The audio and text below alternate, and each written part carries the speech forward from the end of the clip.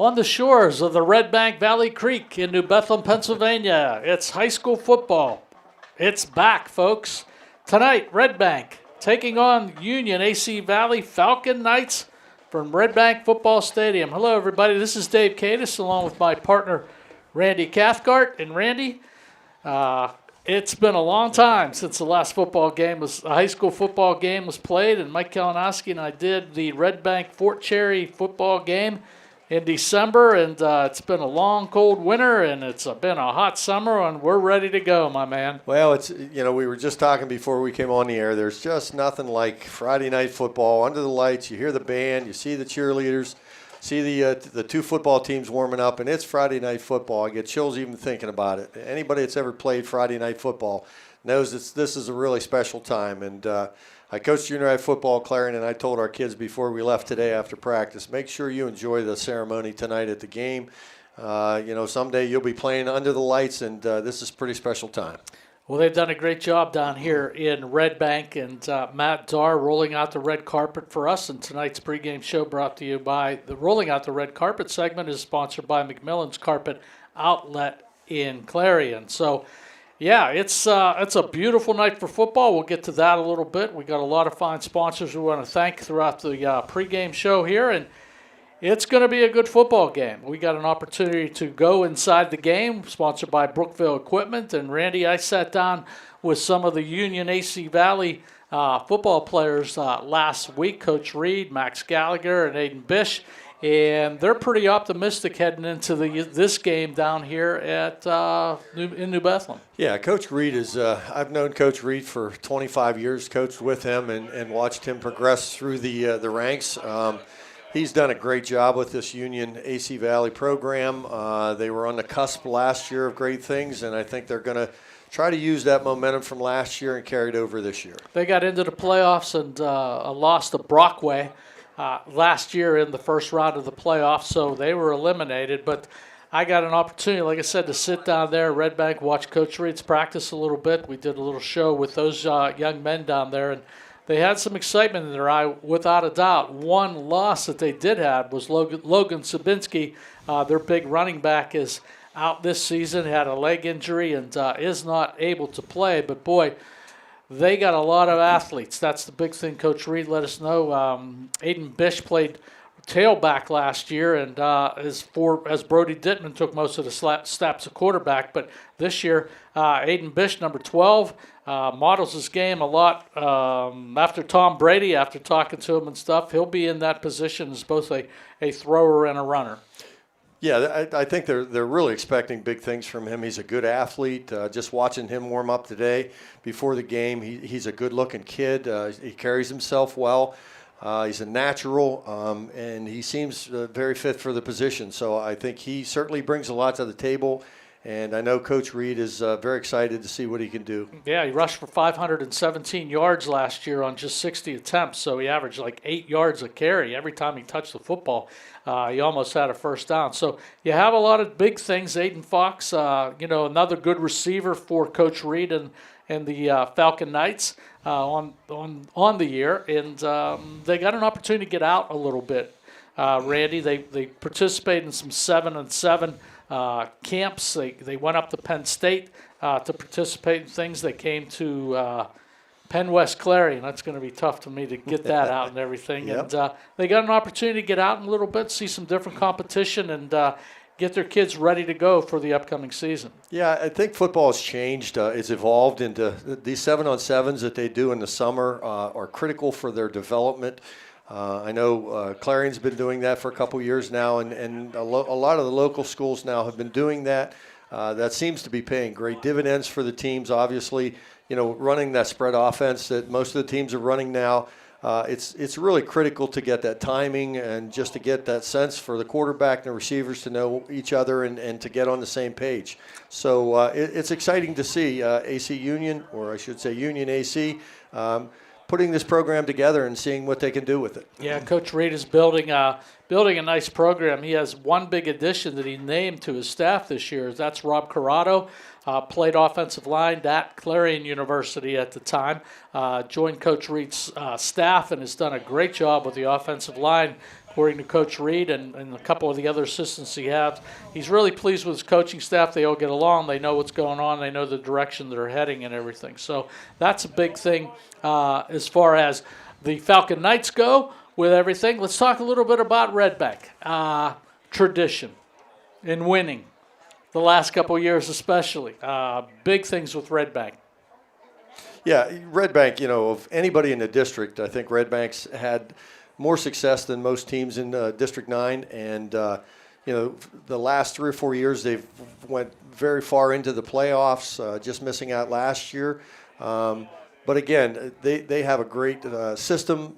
They run a spread offense, do a lot of different things, very complicated offense. Their scheme is quite difficult to prepare for, and their coaches do a great job preparing them, and they have great athletes. So, again, this year I think they have the same thing in place. They have a good quarterback coming back. They got good skilled kids. We were just watching their kicker. Their kicker seems to have a pretty good foot on him. So, again, I think they're expecting great things again this year, just like always. That seems to be the standard for them now. Yeah, I think that they're in that area right now where they're just going to reload because they lost some powerhouse kids last year. Mason Klaus, this year to graduation. Owen Klaus, Mason Klaus, Ashton Kill, Ashton George, Brandon Ross, and Caden Adams.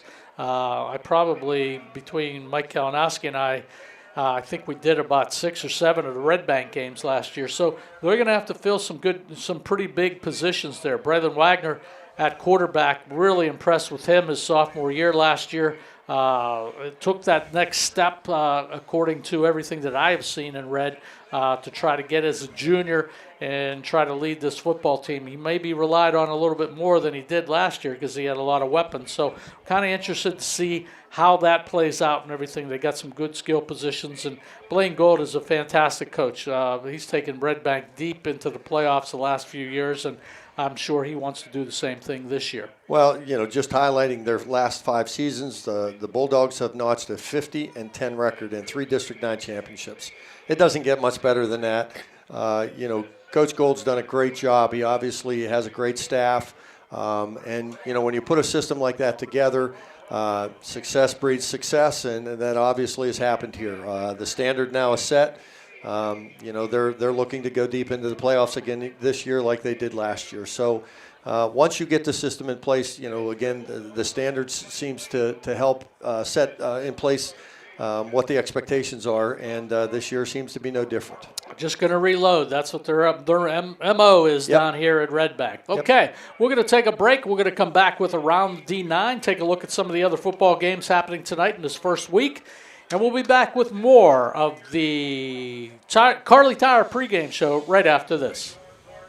Dubrook, a division of M&B Group, is your trusted local ready-mix supplier for residential and commercial projects. Dubrook provides a full line of decorative concrete, as well as concrete supplies, along with a variety of concrete tools and accessories. Dubrook can provide services large or small for residential and commercial projects to contractors or homeowners. Dubrook is here to provide you with options and ideas to make planning your next project simple. Let Dubrook help you with the supplies you need to get the job done. Dubrook is proud to support our local communities with plants in Clarion, Du Bois, St. Mary's, Butler, Evans City, Bradford, and Meadville. Call 1-844-382-7665.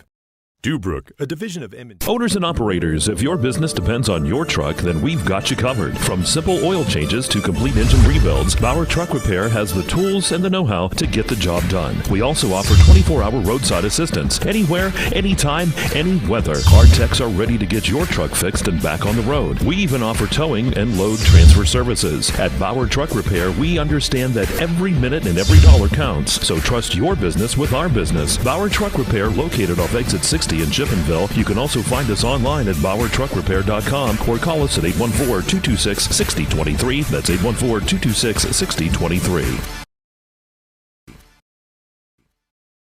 The Cooper Discoverer Road Plus Trail AT, our most trusted truck tire, is now better than ever and available for your truck or SUV. They're designed for the reliability and durability to find adventure beyond the pavement and are backed by a Cooper mileage warranty of up to 65,000 miles. Learn more about the reliable Discover Road Plus Trail AT at CooperTire.com. Count on Cooper. Or stop by Kerle Tires in Clarion. Kerle Tires, the area's largest selection of tires. The Cooper Discover Are you Road ready to Plus boost your team spirit? Look no further than ShopTeamwear.com, your one-stop destination for all your school and team apparel needs. We've got you covered whether you're a die-hard fan searching for the latest gear or aiming to fundraise for your team. And here's the best part, you're in control. Choose the products and prices that work for you. Discover the ultimate apparel shopping and fundraising experience at ShopTeamwear.com. It's time to gear up, fundraise with ease, and make a statement together. Boost your team spirit, empower your community. ShopTeamwear.com, where passion meets fashion. Are you ready to boost your team At spirit? Penn West University, we're making college make sense again. With programs tied to in-demand jobs, we're breaking down barriers and giving you more choices.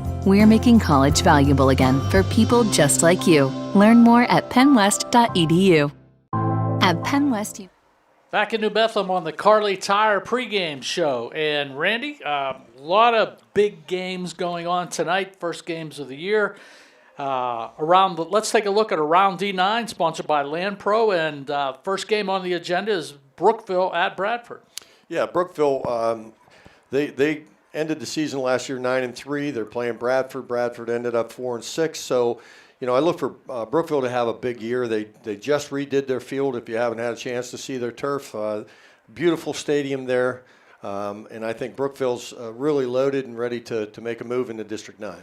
Got a new coach, Bill Morrison, and got a chance to meet Coach. He was on the staff the last couple of years and got a chance to meet him up at Brockway this summer at D9 Combo. And he's a go-getter. He's an energetic gentleman. He was down there with the bench press testing and everything. So I think he's going to have his kids ready to play. Some of the Bradford kids were at that D9 Combo camp too, and I look for big things. I think Bradford 4-6 last year. They turned the tide on their program a little, and I think the arrow is basically pointing up for them. Next game we're taking a look at is a game you're really familiar with, and I'm sure you'd like to be there. Du Bois against Central Clarion. Yeah, I've seen Central Clarion practice. They're just loaded again this year. Their offensive line is huge.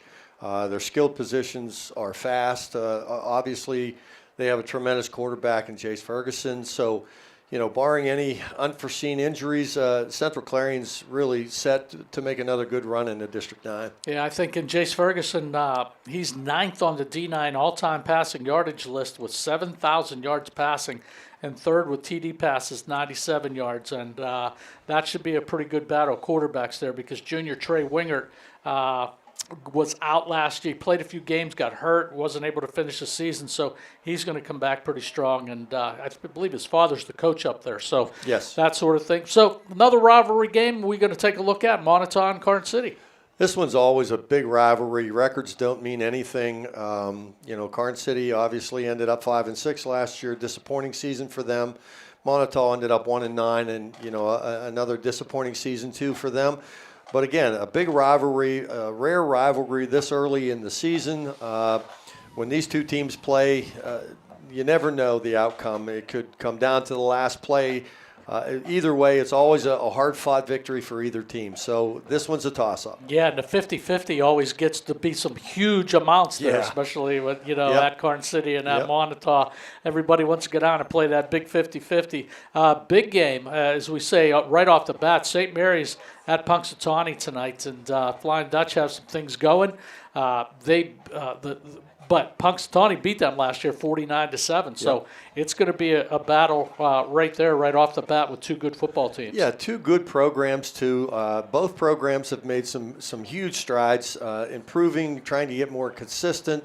I know Punxsy has had a few good junior high teams. We've played them, and we've experienced some of their athletes. So St. Mary's, same thing. Again, another toss-up game this early in the year. This one's going to be a tough one to call, too. Yeah, Punxsutawney's got a good quarterback. This Maddox Hetrick passed for about 1,800 yards last year and 16 TDs, so they have a lot of good things going for them. Of course, another game we're looking at, Keystone had to pack up pretty early this morning and take off to Port Allegheny, Coach Todd Smith's team. That's a tough ride. If anybody's ever made that ride to Port Allegheny, even in a car, let alone a bus. That's just a really that's a tough draw for them, especially first game out of the gate. Hopefully they get up there early enough to stretch their legs and get things out. So again, you're not sure how this is going to turn. Port Allegheny had a great season last year, 10-3. Keystone was 5-6. Coach Smith always does some great things offensively. So not sure how this one's going to turn out too. Yeah, they're pretty young over there in Knox, PA. Talked to Coach Smith a couple weeks ago down at Clarion Oaks Golf Course, and he just said, we're pretty young, so hopefully we can get some kids pointing in the right direction. We can stay together as a team and see what we got. Kane is going to be at Ridgeway. A couple programs that have been very good over the last few years, except for last year. They both, Kane did not win a game last year. They were 0-10, and Ridgeway, combined with the Johnsonburg thing and everything, we're 2-8. So should be interesting. Somebody's got to win that game, in other words. Yeah, Ridgeway has had a very good program for the last 4 or 5 years, with the exception of last year having a down season. With that combination of Johnsonburg, Ridgeway, you really pull in a lot of good athletes. It wouldn't surprise me if Ridgeway would be heading up and having a better season this year just because of the combination of the two schools. Yeah, and for you guys that are D9 diehards and everything, Kane has a new football coach this year, and you might remember former Port Allegheny star quarterback Matt Baltimore, who broke a ton of records in D9 a few years ago. I know my son John went up against him a couple different times when Clarion and Port Allegheny mixed it up a little bit. So they got an whole new direction up there basically at Kane. Another game that we're probably not real familiar with, Sheffield is going to be at Bucktail, and Otto Aldred is going to be at Cottersport. A couple of the Otto kids were down for that combine camp, and they got some speed at the wide receiver position, so they just need a quarterback to get it to them, I think. Yeah. Again, I don't know a lot about either of those schools. All that I know is Bucktail's a long way away. Yeah. It's a heck of a bus ride there. I have never been to the Bucktail, so I don't know what's going on. Last on the docket is basically Cameron County, who's improved their program an awful lot, and they're going to be taking on Brockway up at Brockway tonight. So that's a look around. The D9, sponsored by Land Pro. So visit our sponsors. As we said, McMillan's Carpet Outlet, Brookville Equipment, and also Land Pro. Randy, first game of the year. We're a couple minutes away from kickoff. Some of your keys to the game. What do you think they need to do? Well, both teams. As we sit here talking about keys to the game, Union AC is coming out. I think their keys are quite simple. They have to win the turnover battle. You know, for them to win this game, they have to take chances. And they have to get out early. I think their program is on the up. I think Coach Reed's done a great job with their kids. But again, you're running into a stellar program in Redbank Valley. Redbank's got the mojo going, so I think Union's got to take some chances and hopefully get up early for them to have a chance at Redbank. Now, Redbank, on the other hand, I think what they need to do is just stick to the game plan. Over the last 5 years, there's no team in the District 9 that's been more dominant than Redbank Valley. They've had great game plans, great coaching staff, and great athletes. If they stay to their game plan, I think they'll be okay. They need to establish their dominance and then find their rhythm. And other than that, I think that's a pretty basic game plan for them. Redbank coming out onto the field. We're about 5 minutes away from kickoff. Looks like some of the bands are getting ready to perform. Redbank's band ready to perform the national anthem. So let's take a time out real quick, and we'll be back with the start of the football game right after this. You're listening to the Kerle Tire Pregame Show.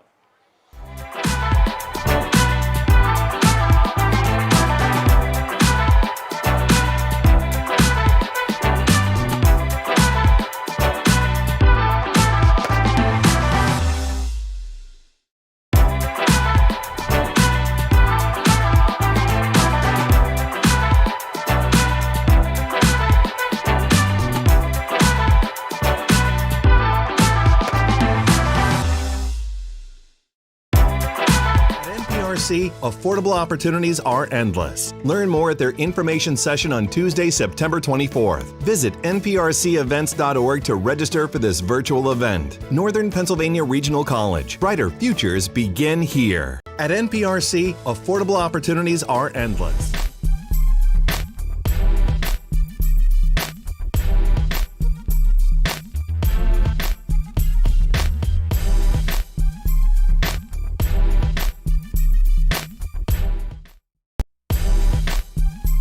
Oaks Building Supply is committed to providing quality building products to the community.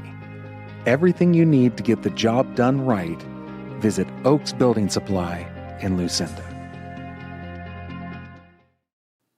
Oaks Building Supply. Discover Regen RX, specializing in regenerative orthopedic medicine and aesthetics. Feel better, move better, look better.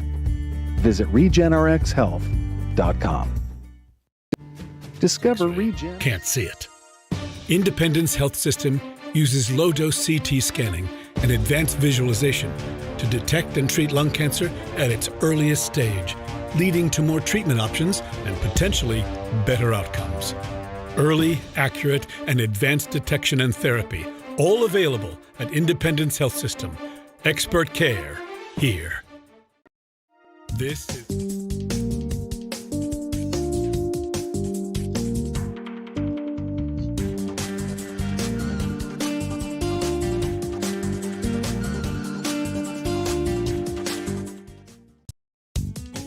One of the biggest risks to your future could be running out of money during a longer than expected retirement.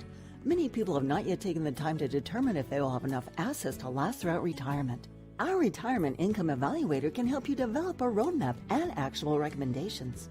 To learn more, stop by our office located at 162 South 2nd Avenue in Clarion. Give us a call at 223-9990 or visit JannyClarion.com. Janney Montgomery Scott, LLC, member NYSE, FINRA, and SIPC. Back on the Kerle Tire pregame show. Dave Katis along with Randy Cathcart. Minutes away from kickoff here. So let's talk about field conditions a little bit. Randy, field looks fantastic. First game of the year. Great night. The grass obviously looks great. Bands are still playing. Both teams are on the sidelines ready to go. We're waiting for ceremonial coin flip to find out who's going to receive. So, field conditions, sponsored by Cousin Basil's Restaurant. Beautiful night for football down here.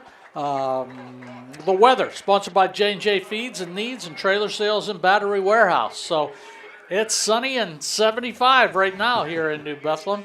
Our daytime high was 79 degrees, and tonight's low is going to be about 52, so you can turn the air conditioner off and get a good night's sleep, open up the windows, and enjoy us on the radio for this evening, or Explore Clarion tonight. So, taking a look, Randy, what do you see? Who's got the ball? Looks like Union has won the toss, and they have elected to receive. They want the football, so yep. That goes along with Coach Reed's philosophy. He's got a lot of excitement.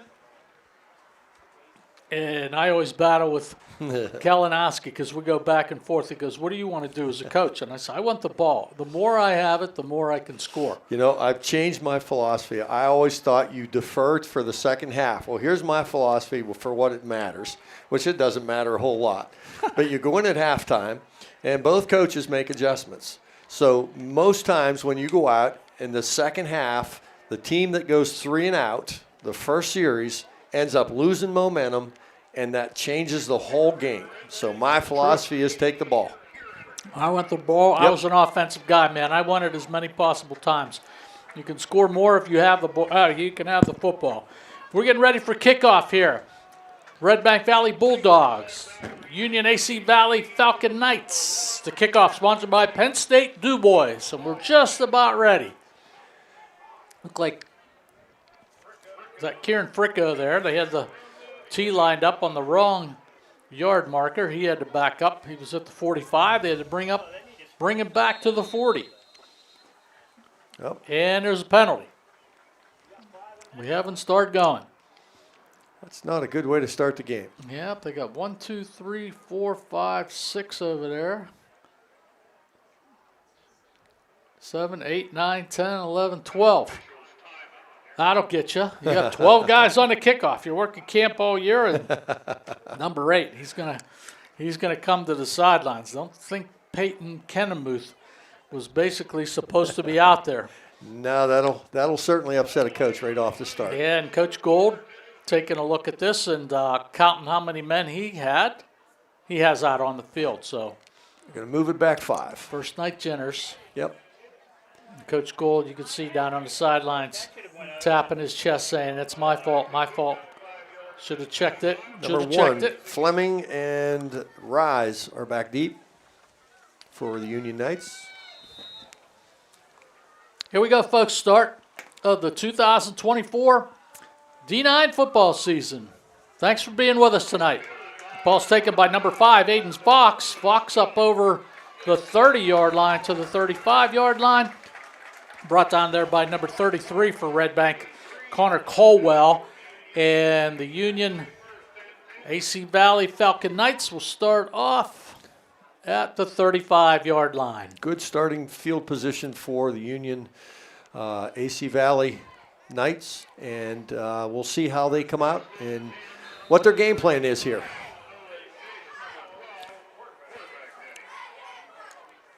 Owen Bish in the shotgun, keeps it, rolls a little bit right, getting some pressure, and he's just going to get rid of it on the first play of the game. Nothing open, good coverage down there by Redbank. Number 7, Carson Gould down there on the coverage for the Bulldogs.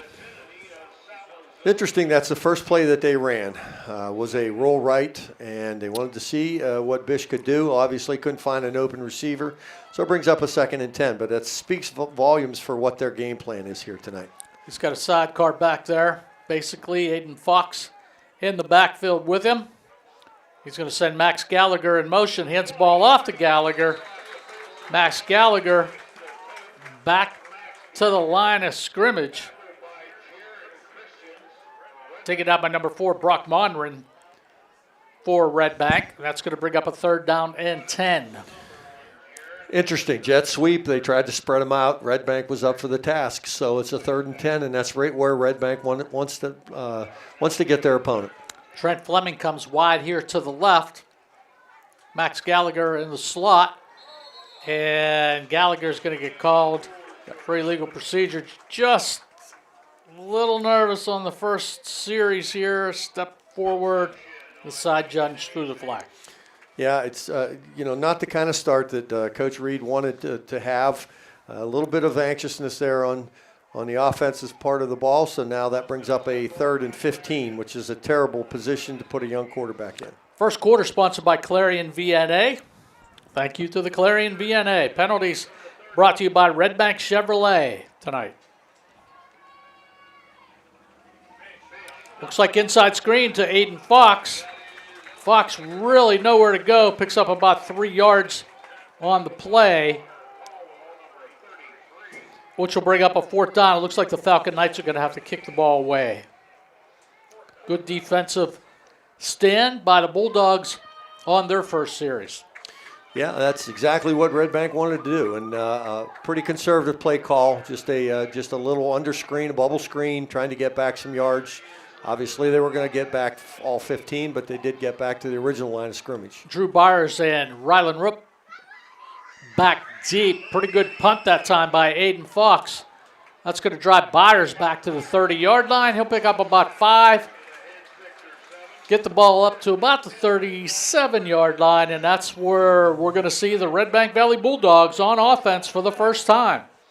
Wow, it's a little different, Randy, not seeing the Klaus brothers out there. Yep, it is. I'm sure. That's a little different. Those tall, skinny guys, man, that can run, catch the football an awful lot. Yep.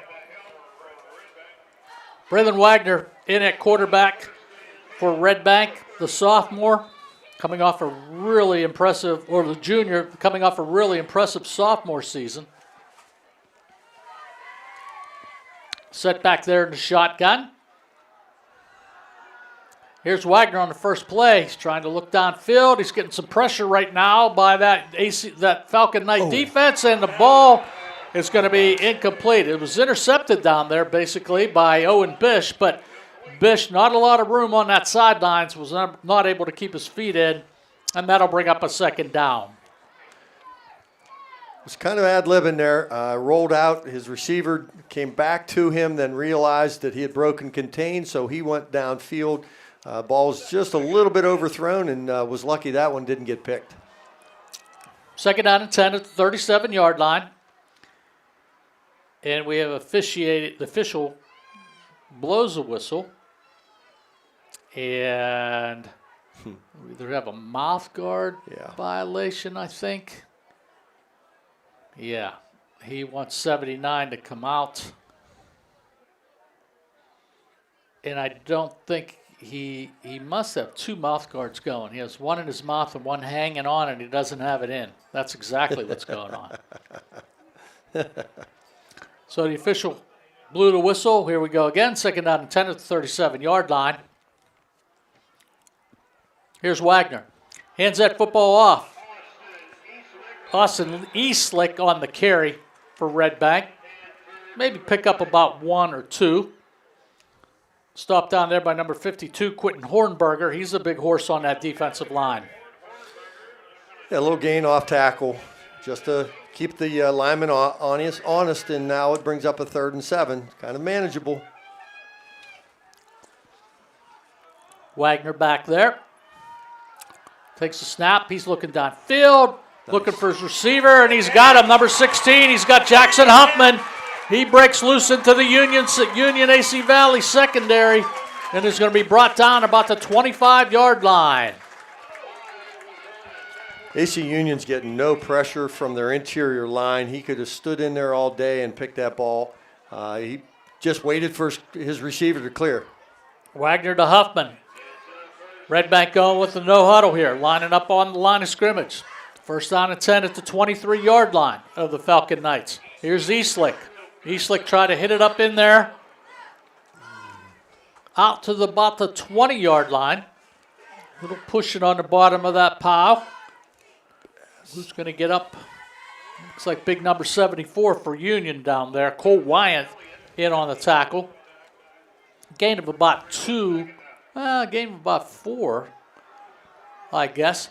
They're going to call it about 2nd down and 8. Wagner back to pass. Looking downfield. He's got a guy in the slot. And it's incomplete.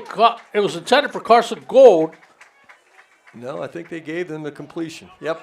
Caught it on his backside. Caught it on his back. Carson Gold with the reception, and that's enough for a Redbank 1st down. They'll move the sticks.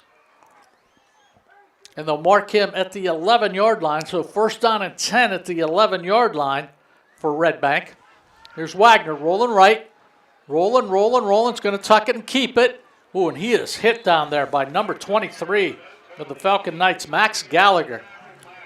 Got his money's worth on that tackle. Hit Braylon Wagner and knocked him to the ground. So it doesn't look like they're going to give him anything on that play. So that should bring up a 2nd down and 10. 8:21 remaining in the 1st quarter here. Glad to have you with us, Dave Katis, along with Randy Cathcart. Here's a handoff to Eastlick. Eastlick tries the middle. And that Falcon Knight defensive line up to the task again. Elliott in on the tackle for the Falcon Knights. So 3rd down for Redbank. Looking towards the sidelines. Wagner has the play. Eastlick in the backfield. Byers out wide, along with Jackson Huffman. Wagner's going to keep it, and Braylon Wagner gets in from 8 yards. Braylon Wagner. They ran the opposite play of the play that they just ran. They ran a little off-tackle fake to the fullback. The linebackers followed all of that flow, and the quarterback kept the ball on a bootleg and went in untouched. Karen Fricko on for the extra point.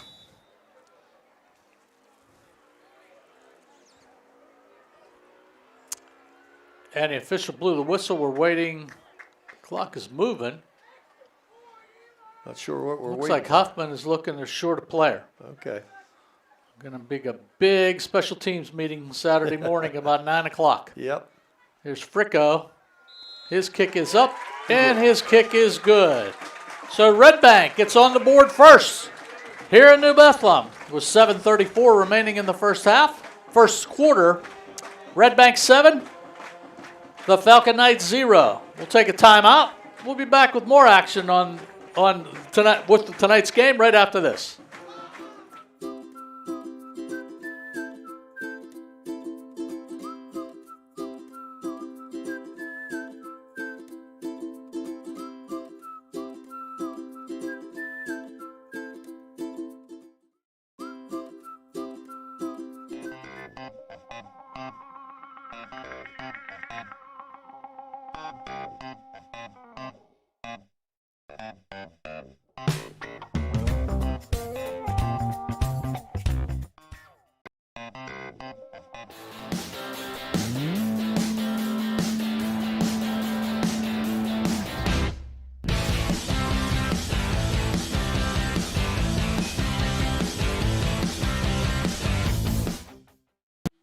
Back in New Bethlehem, Dave Katis and Randy Cathcart. Here we go for Union's second start.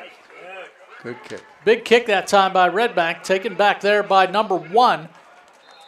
Fleming. Looks like Trent Fleming. Trent has that football, moves it out to about the, let's see where they're going to mark him, about the 20-yard line, it looks like. It's going to be interesting now to see how AC Union responds to Redbank Valley. Redbank drove the ball right down the field. I think they took advantage of a little bit of nerves through Union AC Valley, and now AC's got to calm down, just try to move the ball, get a couple first downs, and change the field position.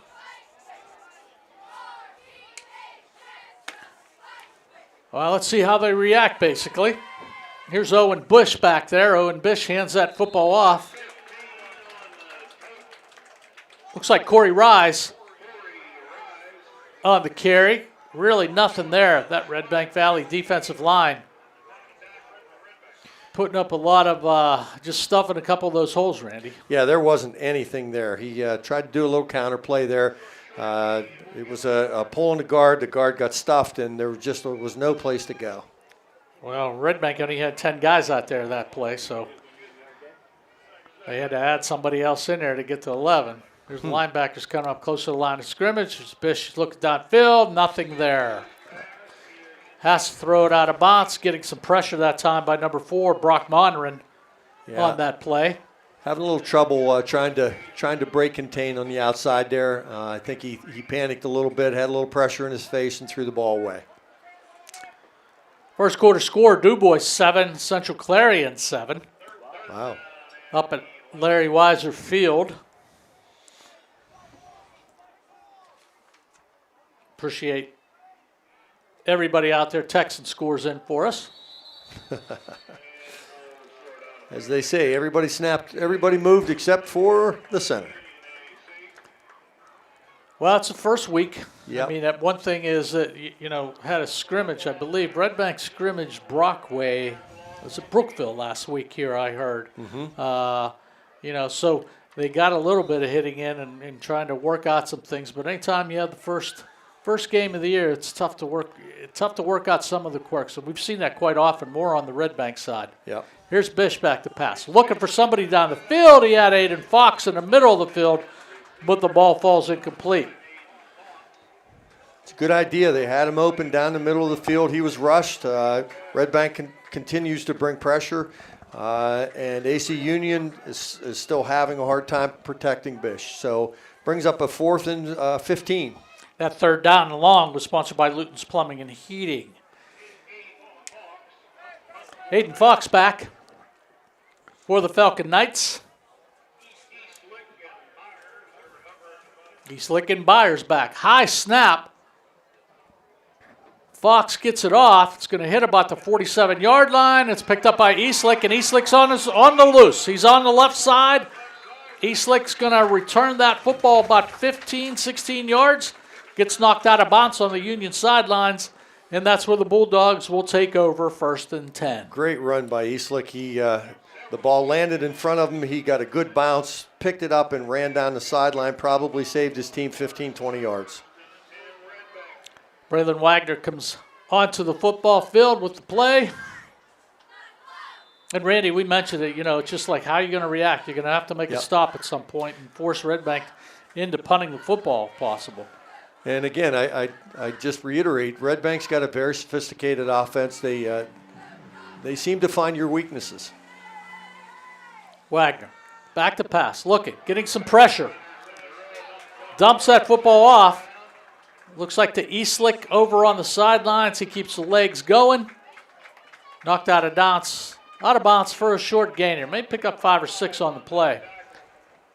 Got some pressure that time by number 54, Colbin Elliott. Wagner hung in there pretty good and dumped it off. Just a cool dude back there. He saw the defensive end coming around the end unblocked. Did a couple side steps. Was able to find Eastlick along the sidelines. Picked up 5 yards. 2nd down and 5 from the 30-yard line for the Bulldogs. Wagner looking towards the sidelines. They're going to change the play. 25-second clock down to about 5 on the play. A little high stop. Here's Wagner. He's looking downfield. He's got a wide open receiver, number 11, Rylan Roop. 30 yards.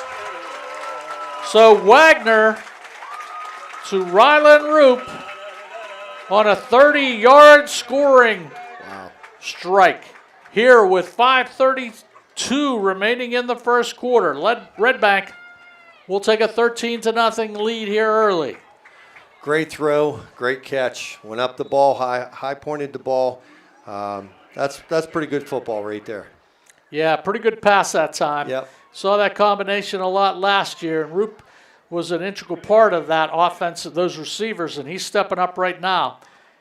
Here's a pass inside. It's Wagner. They tried to do the 2-point conversion from the left side, intended for Jackson Huffman. That ball falls incomplete. He catches the football, but he falls short of the goal line. So, with 5:32 remaining in the first quarter, the score now, Redbank 13, Union AC Valley 0. Let's take a timeout. We'll be back with more right after this.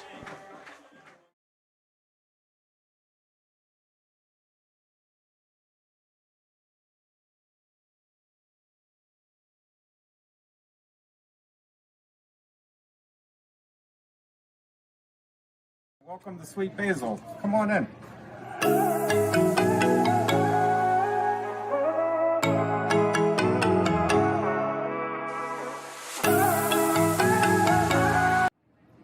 Hi, my name is Dave. Back at Redbank Valley football field, Brendan Wagner to Rylan Roop, 30-yard scoring strike, extending Redbank's lead to 13-0 with 5:32 remaining in the first quarter. Kieran Fricko on to kick the football away for the Bulldogs. That's Trent Fleming back deep. It's going to be taken by Aiden Fox at about the 15-yard line. Here's Fox to the right, to the left. Hayden Fox is loose. He's in Redbank territory, and he's going to be brought down about the 42-yard line. So Aiden Fox breaking loose through that Redbank pursuit that time and gets the ball in the Redbank territory for the first time tonight. Exactly what AC Union needed. They needed a little momentum break there. They came out the first 2 series, were a little tentative, a little nervous. So hopefully now that they got good field position, they can start putting some things together. Nicky Lease is split out wide here to the left. Here's Bish looking for someone, connecting to Corey Rise, and Corey Rise gets the football down to about the 25-yard line, and that's going to be enough for a Falcon Knight first down. So nice little play right there by the Falcon Knights.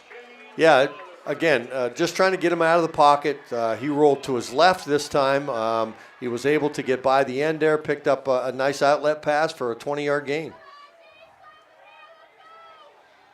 Owen Bish has Gallagher in the backfield. Behind him, hands the ball off to Max Gallagher. Gallagher, good hard running. Brought down by number 33 for Redbank. That's Connor Colwell.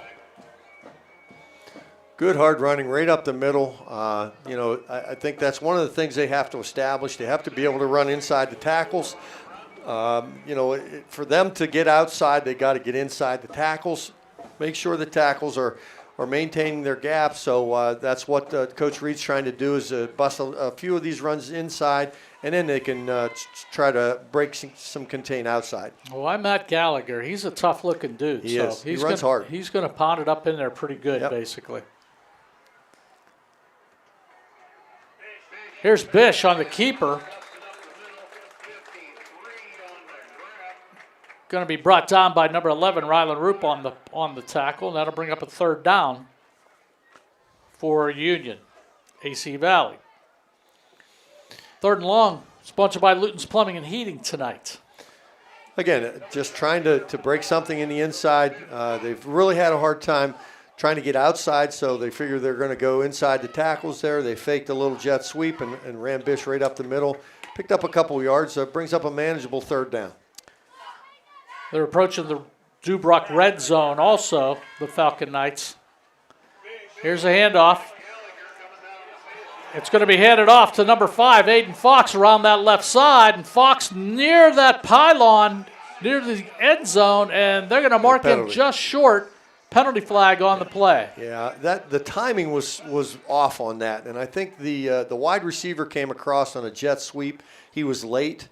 So consequently, I think the defensive or the end and the tackle tried to collapse the line and just grabbed the hold, and I think that's what caused the holding call. Just that the timing was not good there. So that's going to move the Falcon Knights back. And that's a shame, because they had something going there. They had some momentum, and they were close, if not scoring, on that play. So now they're going to be back to push back, and it's probably going to be a third and it's like about a 14. Score from Carn City. It's now Carn City 14-0 over Montauk with 3:15 left in the first quarter. Owen Bish at quarterback. Has Corey Rise next to him. That's a 3rd and 15 now. Here's Bish out wide, looking for receiver, and it's overthrown just a little bit. Intended for number 24 for the Falcon Knights, Zach Johnson. The ball falls incomplete. Randy, they're just a little bit too far away from the field goal attempt here, I'd say. Yeah, and, again, I'm not sure why they keep rolling out to the right. Just seems like every time they roll Bish out to the right, he kind of overthrows the ball. So I'm looking maybe a bootleg action here, trying to get him to the left. Redbank's done a nice job containing him. So it's a difficult call in either way, because it's a 4th and 15. So a long way to go. Bish quarterback takes a 3-step drop, looking downfield. Oh, he had an open receiver down there, and he still got him. I think it's Gallagher down there. 23. Caught the football, and I think they're going to have enough for a first down. Pretty good throw. Wow. It looked like Max Gallagher actually quit on that ball a little bit and then turned it back on and got to that first down marker. Yeah, that was a wheel, and Gallagher, I never thought he'd have a chance to catch that ball, and didn't he run underneath it? So that was a gain of 18 yards, a great first down for AC Union. It brings up a 1st and goal. Yeah, they got a whole new set of downs right now. So we're in basically the red zone, the Dubrook red zone right now. So here's Bish trying to run that football. And the side judge comes in. It looks like he marks him down right about the 1-yard line. So good running by Owen Bish, the senior. And as we said, Randy, he gained about 600 yards last year as a running back running the football. So he's very experienced at that position. So runs hard. Taking a look at the scoreboard. 1st and goal from the 1-yard line. Here's Bish again, and touchdown, Falcon Knights. 1 yard out. Owen Bish. Well, that was a big, big drive for AC Union. Get them back in the game, get them some momentum, and more importantly, get them some confidence. So some big, big plays there for AC Union, especially that wheel route that Gallagher caught, and now the run at the goal line, so they're right back in the ball game. Yeah, and you could just see that the Union AC Valley sideline over there got a little bit more hop in their step and a little bit more excitement. When he crossed the line, everybody went crazy on that sideline. So Stephen Hepler on to attempt the extra point. Extra point sponsored by Independence Health Systems. And the kick is up, and the kick is good. So, with 2:31 remaining in the first quarter, here come the Falcon Knights. Score, Redbank 13, Union AC Valley 7. Let's take a timeout. We'll be back with more D9 football action right after this.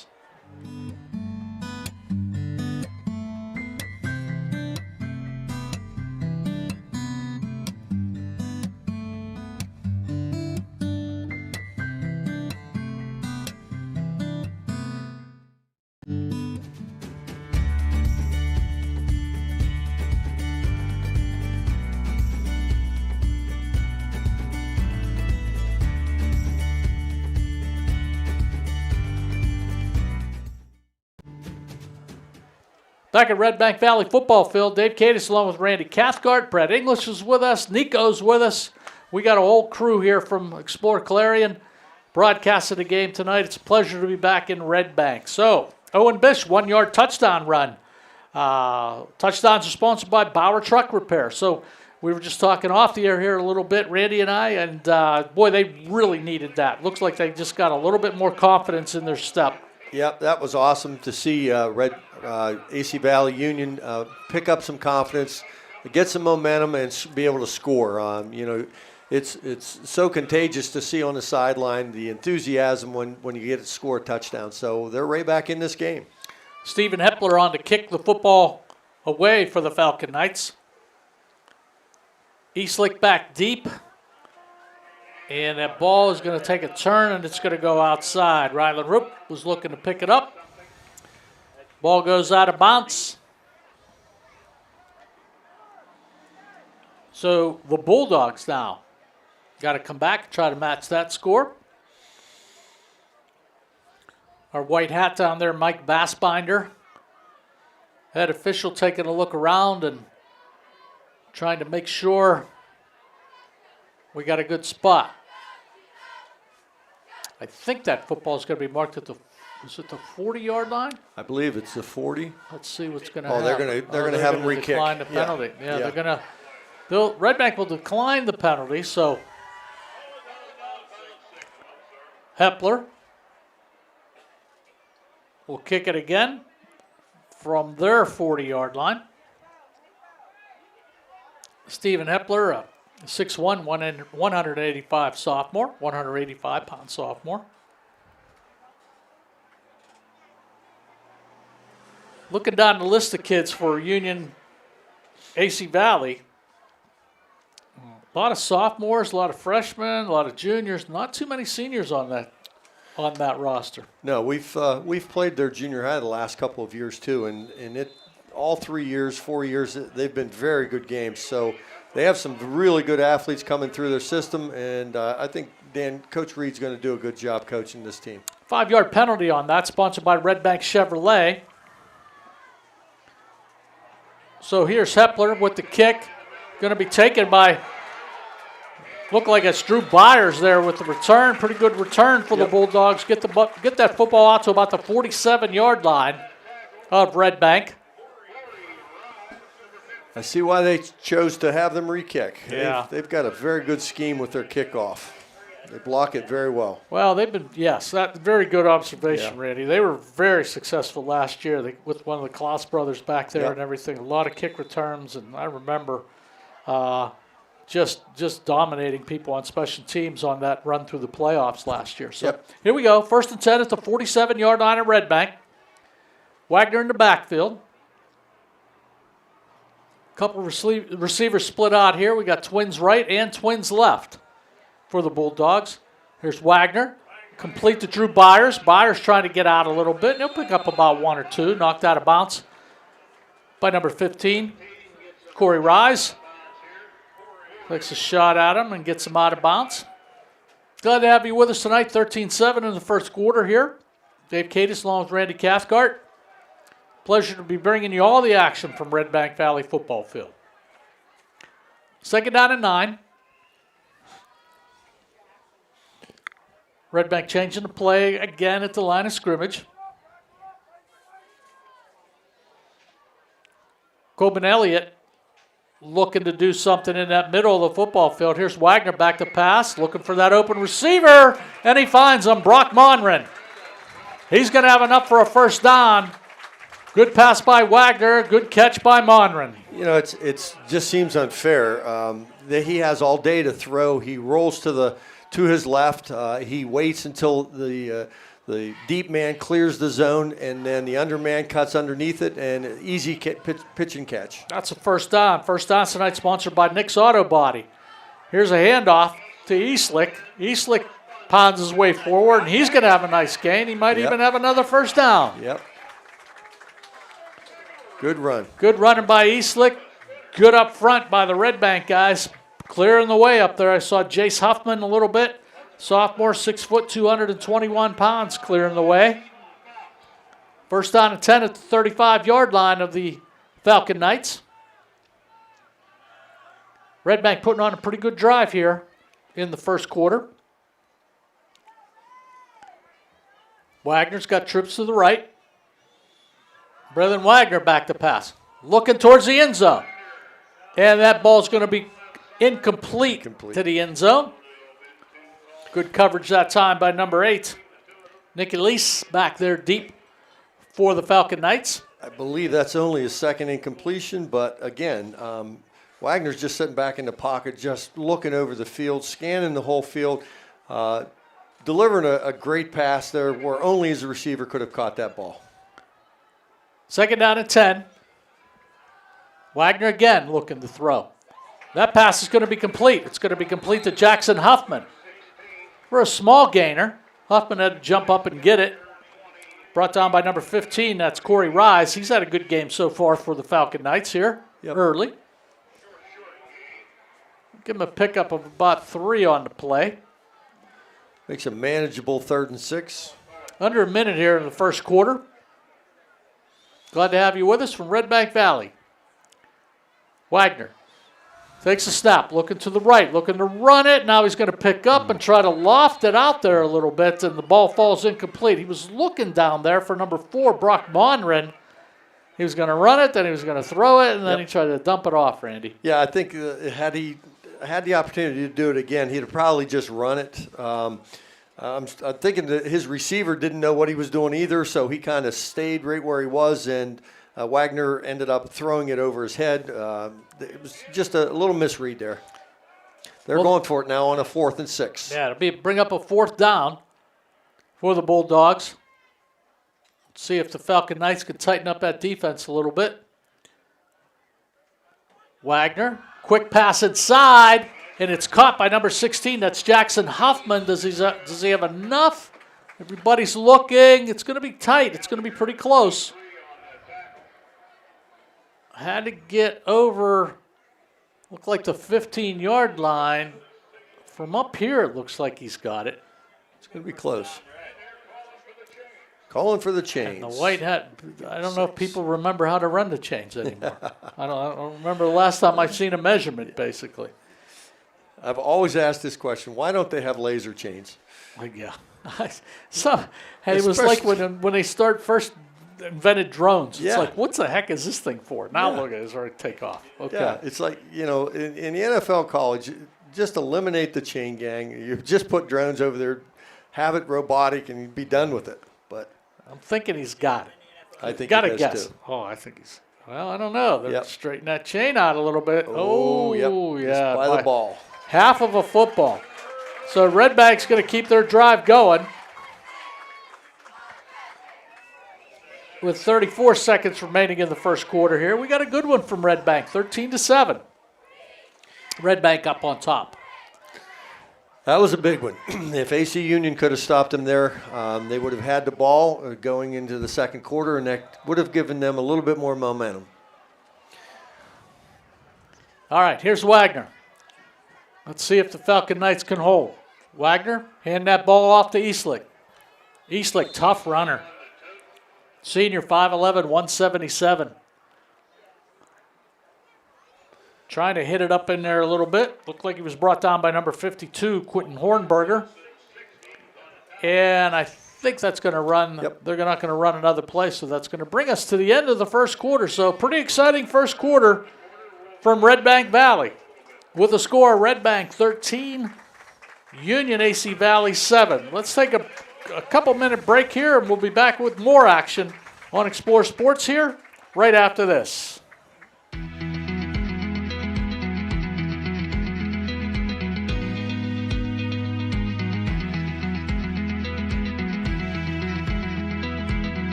For 2 decades, Dietz has kept your home comfortable and your business running. We're responsive, reliable, always ready to go the extra mile. Because when it comes to your comfort, we believe in doing the right things. For the best in HVAC, plumbing, electric services, call Dietz. Nobody beats Dietz. For over 2 decades.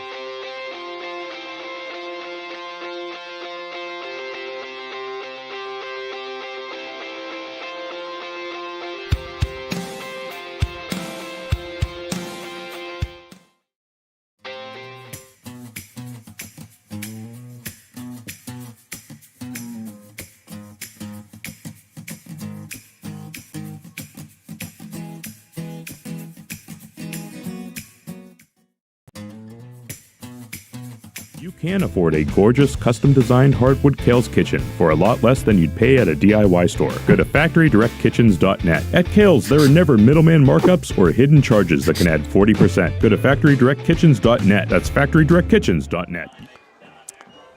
Back at Redbank Valley football field. Great Friday night for football. Union AC Valley and Redbank. As we get ready to start the second quarter. Second quarter sponsored by Hager Paving. For all your paving needs, contact Hager Paving. So we're lining up. We got a little conversation. One of the Redbank guys looked like he's got some tape issues. Yeah, I think it was colored tape. They made him take off his colored tape. Well, we got a guy with green gloves in a red uniform, and we got another guy with like pink gloves. Pink, like fluorescent pink, like the magic marker, but highlighter. Yeah. So everybody trying to do their own thing. I'm not sure what that was about. Yeah, I don't know. They're going to make him come over, though. Yeah. Taking a look, we got all kind of problems. The guys with the gloves are coming to the sidelines. Oh, okay. That's what they're doing. They're making them take their gloves off. Yeah, it's probably a uniform violation. Yes, Andy. it is. Now here come the rest of the team. Oh, they're calling a timeout. So Blaine Gold's going to take a timeout. Yeah. Basically. So I'm watching the guys with the gloves to see where we're at. And my question would be, why now? Yeah. Didn't you see it in like the first quarter? Yeah, here? that first quarter they should have been wearing the same gloves. Were you guys notified as one of the coaches and stuff about uniform changes and stuff? I saw there's a couple new rules, but I haven't really paid that much attention to them yet. Yeah, I know I saw something. The knees got to be cut. They're going to make a statement on the knees being covered. And it's funny because District 9 emphasized that all year, and our coaches emphasized that all year. And the minute we got out of District 9, Westinghouse came out and nobody had knee pads in. Nobody had their knees covered. Yeah. And, I think that's wrong, but, you see that in the college. You see that in the pros. It's just tough to regulate that in high school when they're doing it in the pros and college. Yeah. But, our kids were complaining because they've made that rule and they've emphasized that rule the whole season, and all of a sudden you get out of districts and you see other teams that don't even come close to having their knees covered. Yeah, I know Blaine Gold, the Redbank coach, is down there talking to the white hat and everything, Vastbinder, so trying to get some straightened out. But, yeah, even at the university level, Randy, when I'm at the games doing public address and I see our guys, they have like a thigh pad on, and like that's it. Yeah. Nothing covering their knees. Yeah. And I always have that conversation with the athletic trainers and say, hey, listen, what's the deal here? You're taking a chance on you. I mean, I don't know the specifics and any studies that there are on, people that don't wear knee pads. How often are they going to get their knee hurt than everything else? But I always thought the idea was you have the knee pad covering over the knee to protect yourself. It's a safety issue. Well, it's interesting now because we've actually yelled at our junior high kids now because they take their knee pads and they'll cut them. Yeah. And they'll make them look like a circle, no bigger than maybe 2 inches. Mm-hmm. So technically they're fulfilling the obligation of having knee pads, but yet they're not covering or helping any from preventing any injuries. So I'm not sure what's going on here now. I know Coach Gold was not real happy with the officiating staff making the kids take their gloves off, especially first play in the second quarter. Right. This is a very long delay. Yeah. I'm not sure what's going on. Yeah. Well, we hope to get some better information maybe towards halftime. We can let you know. Yeah. But I see the players with the green gloves and the fluorescent pink back in the football game. Yeah. So, Yeah, they both still have their gloves on. Yeah. Yeah. So maybe Coach Gold pleaded his case. Yeah. Whatever it was, we just wasted 10 minutes. Yeah. Well, we're getting back to action here. This is actually the first play of the second quarter here. So here we go, 2nd down and 10 at the 15-yard line. Here's Wagner. He's going to keep the ball. He's going to run left. Picks up a really nice block. Too good of a block. There's a penalty flag on the play. There's 2 penalty flags on the play. Yep. Thought it was a good block, but apparently the official was closer to it than I am and decided to throw the flag, and it's going to be a hold on Redbank Valley, it looks like. Well, it was such a slow developing play. And again, anytime you run a sweep and the timing is slow, you're going to get a holding call because teams at this level, teams are fast, they react. And if you don't get to the perimeter quickly, you're not going to be able to contain, and you're going to get a holding call 90% of the time here. And I think that's what happened. Just looking for that cutback, and it wasn't. He didn't take advantage of it. So Wagner set up. So that's going to move Redbank back a few yards. So that'll bring up a 2nd down. We'll get the scoreboard operator to get our yardage on that. Ball looks like it's at the 20-yard line. So here's Wagner back to pass.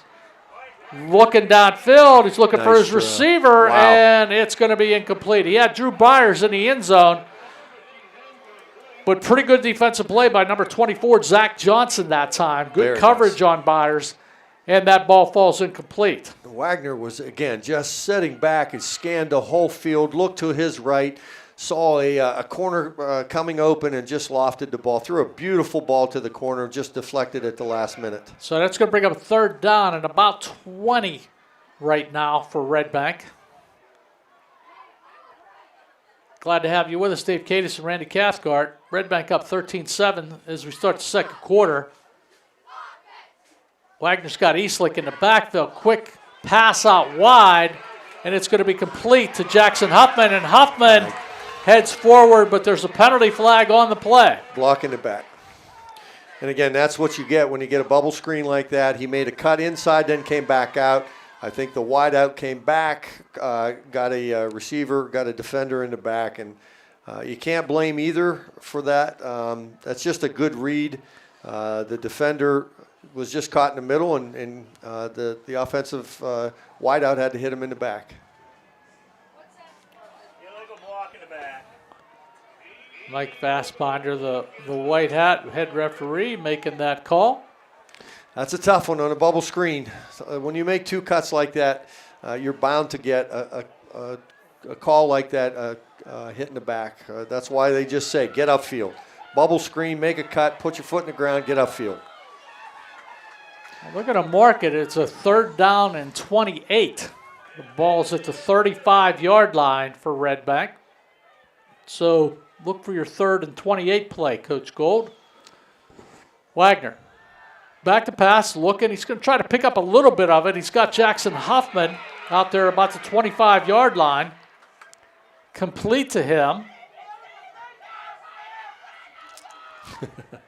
Some sideline referees. Yeah, we got a lot of upset Redbank people here. So that'll bring up a 4th down. Coach Gold, Fricko's a pretty good kicker, but Redbank's going to decide to go for it. So it's 4th down now and 20. Have to get to about the 3-yard line for a 1st down. Here's Wagner. He's going to try the end zone. He's got a receiver down there, and it's actually going to be picked off. Picked off by number... They're going to call it out of bounds. And actually, he should have dropped the ball anyway. If he'd have picked that ball off, they would have spotted it inside the 2-yard line compared to where now they'll get the ball back at about the, 25-yard line. Yeah, that's got to be such a tough decision to make for a defensive back. That especially I got a chance, especially high school. Yep. I got a chance to make the big interception and everything. I'm supposed to drop it. So, yeah, that was it was picked off by Zach Johnson, but he was out of bounds. So, Union AC Valley holds. So, let's turn it around the other way. It's 1st down and 10 at the 25-yard line. for the Falcon Knights. Owen Bish in at quarterback. Here's Bish stepping out. They're going to throw a nice little screen. Uh-oh, that's Gallagher. Gallagher out, and he's going to pick up looks like a first down for the Falcon Knights. Nice little play that time from Bish to Gallagher. So that'll move the chains. And that'll be a first down, sponsored by Nick's Auto Body for the Falcon Knights. A lot of people on that, a lot of players from that Redbank Valley defense raising their hands like, hey, what's going on here? Looking at assignments. So first down and 10 at the 36-yard line. Bish handing that ball off to Gallagher again, but good defensive pursuit by Redbank. Number 58 up in there, and that is Jonathan Slack making that tackle for the Bulldogs. Yeah, I think one of the things that Union has decided, AC Union has decided, is that they're not able to stand back there and pass. They've got to hit quick hitters. They've got to throw slants and bubble screens, things like that. Get rid of the ball. Get Bish to get rid of the ball quickly. Second and 13 at the 33-yard line. Bish hands that football off to number 21, and that's Michael Yerke. And Yerke brought down pretty quickly. That was Riley Byers in on the tackle for Redbank, coming from his linebacker position. The Falcon Knights struggling here a little bit on this series. That'll bring up a third down and about 9 on the play. 9:28 left in the second quarter. Redbank up 13-7.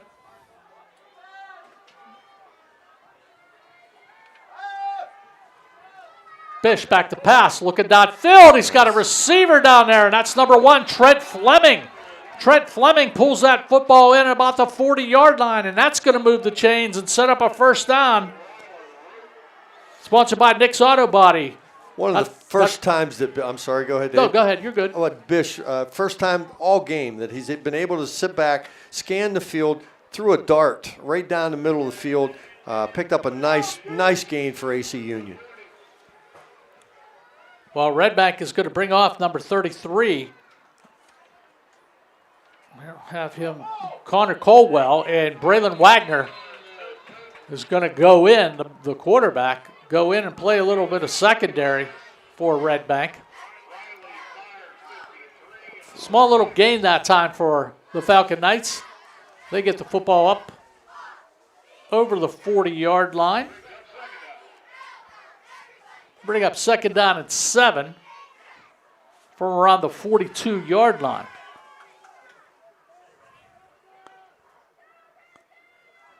Owen Bish looking for someone. Bish is going to keep it. Bish faced the football to Max Gallagher, and he'll just decide to keep it and go straight forward. He gets out near the first down. Officials taking a look at it. Oh, and they respot the football. And I think we're going to have a measurement again. Looked like that initial spot, they had it down there for a first down, and then looked like the umpire moved it back a little bit. They're I'm not pretty saying close. anything, Yeah, but it's pretty close either way. That's the second time they've had to bring the chains out, and you can go 2 games and not have the chains out once. So it's interesting. Some other games tonight. Brookville's at Bradford. As we said a little bit ago, with last score we got on the Central Clarion Du Bois game was 7-7. Montauk up on Carn City up on Montauk 14-0. St. Mary's is at Punxsutawney tonight. Keystone is at Port Allegheny. And Union AC Valley is going to be just about a half a football short right now. Mm-hmm. Some other games going on. Sheffield at Bucktail. We learned tonight that we do not want to ride out to Bucktail, according to Randy Cathcart. Been there, done that. Otto Eldred at Cottersport and Cameron County at Brockway. We'll have an update on all the scores here as the game progresses. We'll get some scores for you and let you know what's happening across District 9. First down. Third down and short. The ball at 37. Oh, he fumbled it. Owen Bish, the quarterback, tried to get that snap. He went up under center, get the snap, and try to go forward, and they fumbled the football. So big play right now here in the second quarter with 7:46 remaining. Going to bring up about a 4th down and a whole yard now for the Falcon Knights.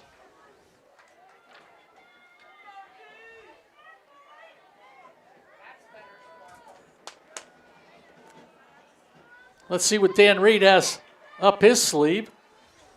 I know you work on your goal line plays all the time, but the 4th and short play in the middle of the field, they're going to let the clock run down, the 25-second clock down, and Union AC Valley is going to take a timeout, and they want to discuss it. So let's take a quick timeout. With the score 13-7, 7:14 remaining in the second quarter, let's take a quick timeout. We'll be back with a big 4th down play right after this. Need reliable plumbing or heating services? Call Luton's Plumbing and Heating. Fast, friendly, and available 24/7. Call them at 814-226-8695. Need reliable...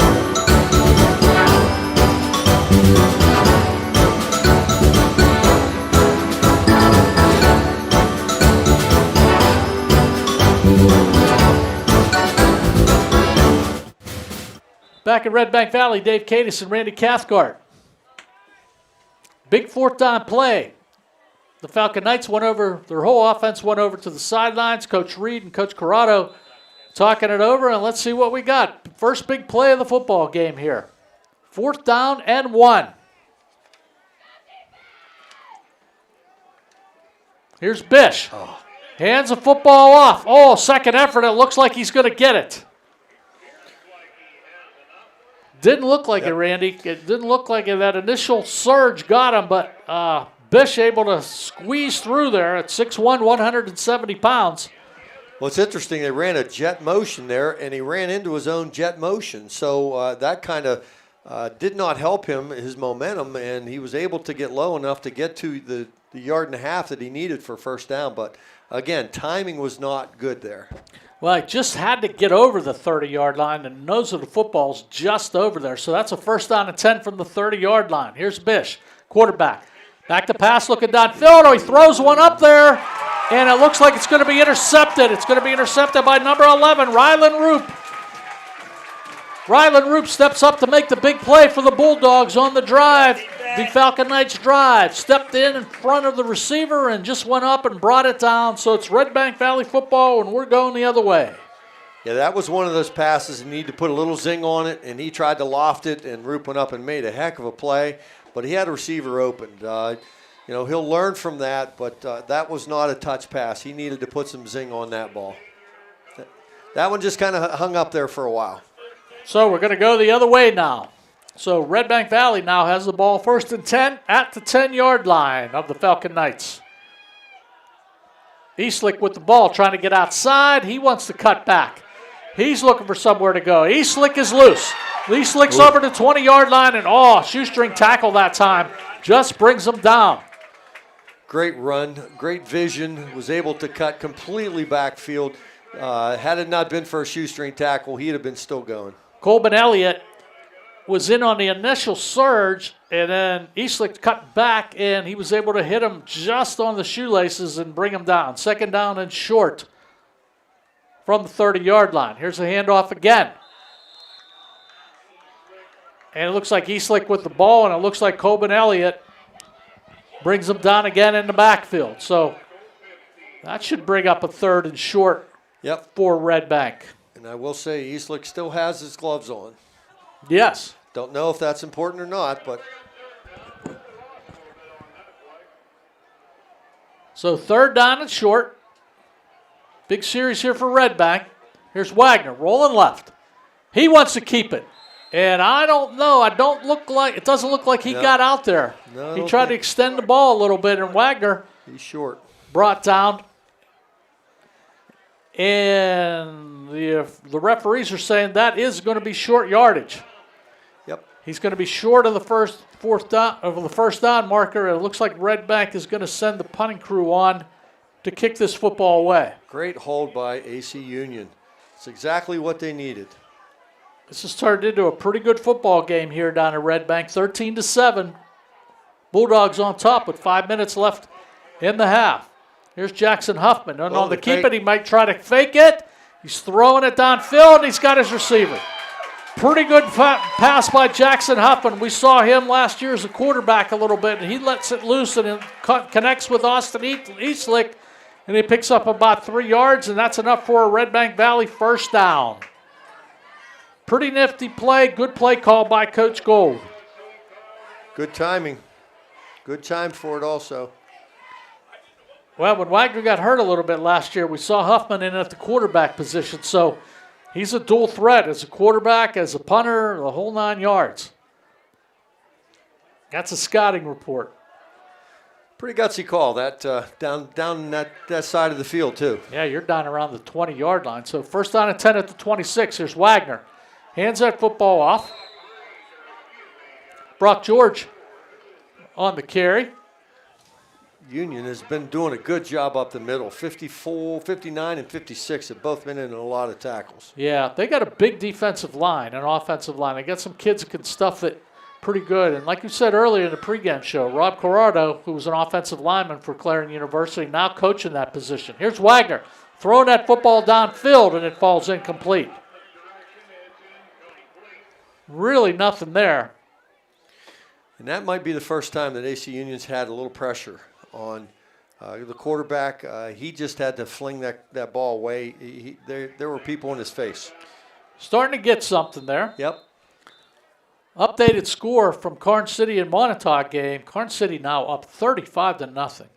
Montauk has negative yardage and no first downs in the first half. Wow. So not a good way to start the season off for the Montauk Warriors. You got something going on here, too.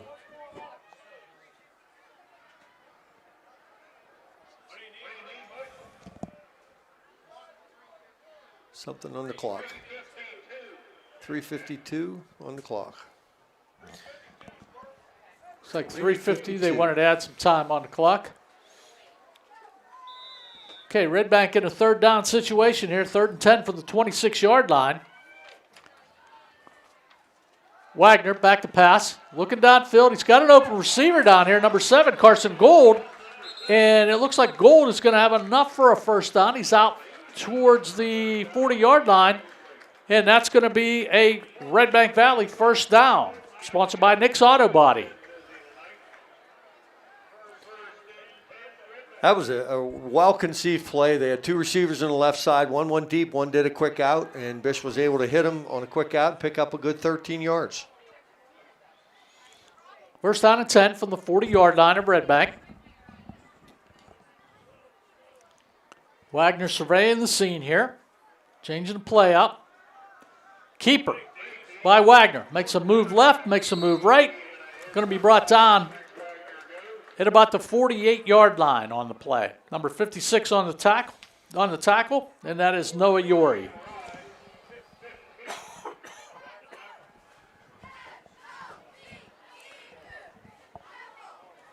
Pickup of about 6 on the play. Second down and 4. Beautiful night here in Redbank. Opening week of D9 football.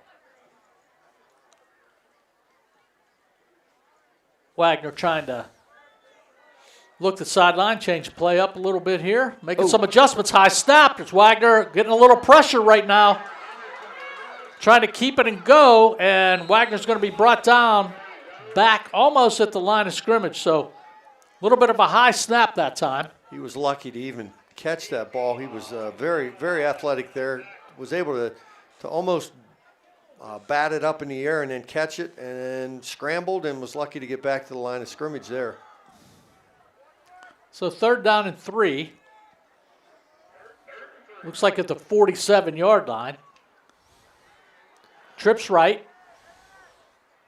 Eastlick in the backfield, I believe. It is. Wagner going to roll a little bit like half roll. Getting some pressure. Being chased down by Union. Picks up a nice little block. Wagner trying to throw it downfield. He does, and it's caught. It's caught down there by Carson Gold at the 25-yard line. Wow. Wagner avoided pressure like crazy. Just threw it up down there. reminiscent to last year with the Klaus brothers. And number 7, Carson Gold, comes down with the football, and that's going to be another first down for the Redbank Valley Bulldogs. That might have got away with a little bit of pass interference there. He had a little push off. It was a jump ball, basically. Both the defender and the receiver had a chance at the ball. Number 7 came down with it, Gold. He did a better job just going up for the ball. First down and 10 at the 20-yard line of the Falcon Knights. Here's Wagner back to pass again, getting some pressure. Looking downfield. He's got his receiver near the goal line, and that is Drew Byers. Byers going to be a little bit short, knocked out of bounds that time by Michael Yerke. Nice pass by Wagner and a good catch by Byers. Another good pitch and catch. Wagner, just threw the ball on a dime, and the receiver just turned around. The ball was right there, hit him right in the hands. That's summer football right there. That's why they play 7-on-7. And Redbank now in the red zone, the Dubrock red zone. Here's Wagner trying to get some surge, and that's going to be a touchdown. I believe that was Huffman. Is it Huffman? In quarterback, yes. Yep. Yeah, they brought in 16. Yep. So Jackson Huffman. That was Huffman. Yep, that was a good play call, too. He's got a little bit more beef to him.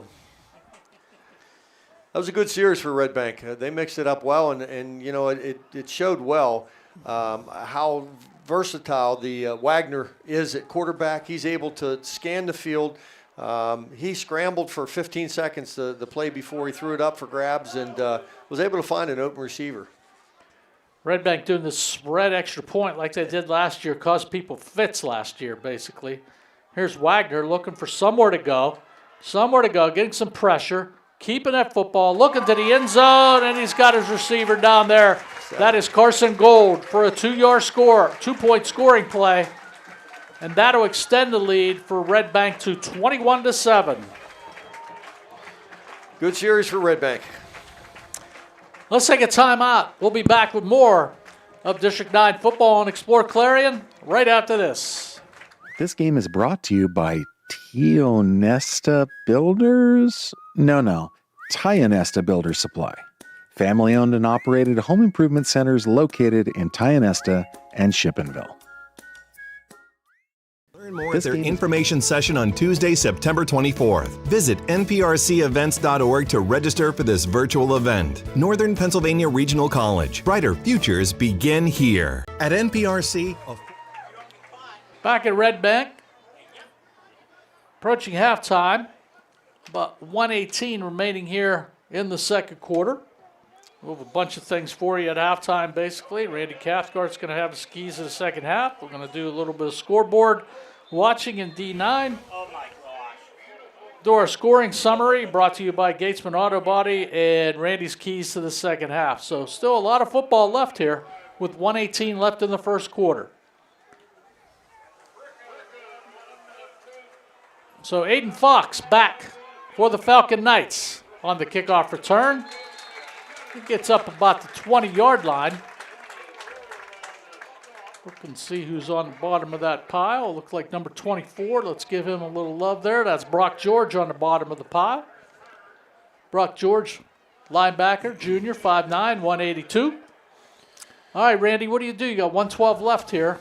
Well, I've always said, you got your back up against the wall. The ball's on the 20-yard line. You got a minute 20 to go, minute 12 to go. It's better to go in down 21-7 than it is to go into the locker room 28-7. So let's not do anything stupid here. Let's run some safe plays, try to run some clock. If we get a first down, great. If we don't, that's okay too. And it looks like that's what they're doing. Here's Bish, hands the football off to Michael Yerke, it looks like. Yerke out near a first down.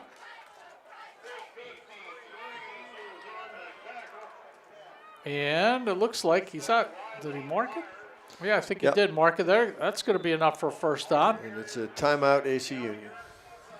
And Union AC Valley. Let's see if I got any other updates here, any scores that we got. I keep getting updates on this Montauk Karn City game. Montauk has minus 19 yards. Wow. Only 7 plays this entire game have been run in Karn City territory, and that was on the KC's first drive, which started from its own 20. So Montauk Warriors struggling a little bit tonight against Carn City.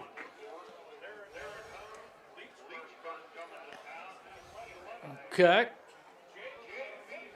So Dan Reed has made his selection as far as what he wants to run on offense. Sends that in with Owen Bish as quarterback. So they pick up another first down, which is sponsored by Nick's Auto Body. First down and 10 at the 20-yard line, or 30-yard line, it looks like. Yep. Here's Bish. He's getting some pressure. They get that dump that screen off to Gallagher. Gallagher's got a first down and a little bit more. He gets out to the 46-yard line. Clock continues to move.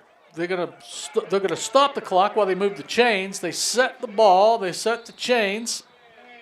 And Bish spikes that football with 55 seconds remaining in the first half.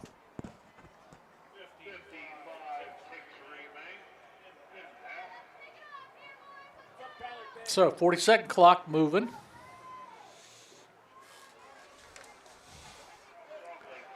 Union looking for a big play here. Try to get back within striking distance. Here's Bish looking at that inside screen, getting a lot of pressure from Redbank. A lot of pressure from that Redbank Valley defense. And number 4, Brock Monren in there, along with number 16, Jackson Huffman, in on the tackle. They bring Bish down, and now Redbank is going to call a timeout. And again, that's the danger of trying to press the ball with 50-some seconds to go. You know Redbank's going to start bringing blitzes, stunts, and things of that sort. Coach Gold's not going to sit back and let you pick them apart. He brings some linebackers from the inside. They sack them.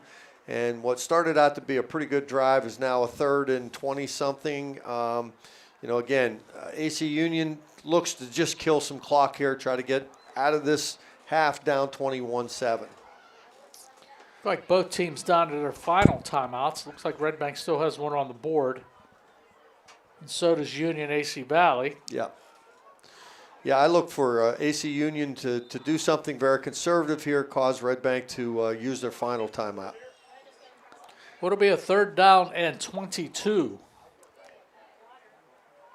for the Falcon Knights. They've hung in there. Yep. They've hung in there against a very, very experienced Redbank Valley team. Here's Bish. He wants to throw the football. Looking for somewhere to go. Getting a lot of pressure that time. Again, they got to do something with Brock Monren. He's all over the place, number 4. That surprises me that AC Union would try to throw the ball. I thought they would have handed the ball off and tried to kill some clock. But as it is, it didn't hurt them. They've lost a couple yards on the sack. Still brings up a 4th down, but Redbank, I believe, used their 4th timeout, or their last timeout, yes. So 37 seconds. They're going to have to punt the football away. And you want to make sure you get a good snap and a good punt off here. You don't want disaster to step in here. So Aiden Fox, the junior, back to punt the football away for the Falcon Knights with 37 seconds remaining in the first half. Good snap. Fox with a pretty good kick, hits the ground, it takes a bounce. And it looked like one of the Redbank players may have touched the football. He raised his hands up like he didn't touch it. I didn't touch it. I didn't touch it. I didn't touch it. No, I didn't touch it. So you got the referee right down there in front of it. So a couple seconds click off the clock. So it's 29 seconds remaining in the first half. Now this is when you know you have a veteran team. You've got 29 seconds to go. You've got no timeouts, and you're up 21-7. Got a good quarterback that has some experience under his belt. Do you let him throw, or do you just run the clock out? We'll see what Coach Gold does. He's got trips to the left. Eastlick in the backfield. Here's Wagner. Kicks it out to number 11, and it is Rylan Roop. And Roop trying to get out of bounds. He doesn't. Clock continues to run. Oh, and Redbank must have had one timeout remaining. No, they got a kid hurt on the sideline.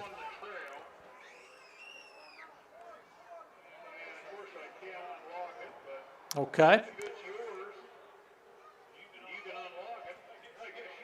it looks like Rylan Rupp, who caught that football, gets knocked out of bounds, but I don't know. Maybe they did have another timeout. I'm not sure either now. I'm not sure. No.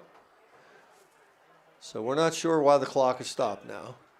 Unless they call him that with the glove or whatever that was. Yeah, not quite sure. We'll see what's going on at this point. Nobody tells us anything.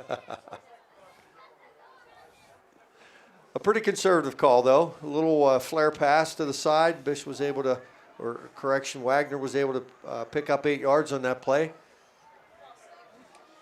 So it brings up a 2nd and 2. Clock down to 18 seconds now. Now they got to be out of timeouts.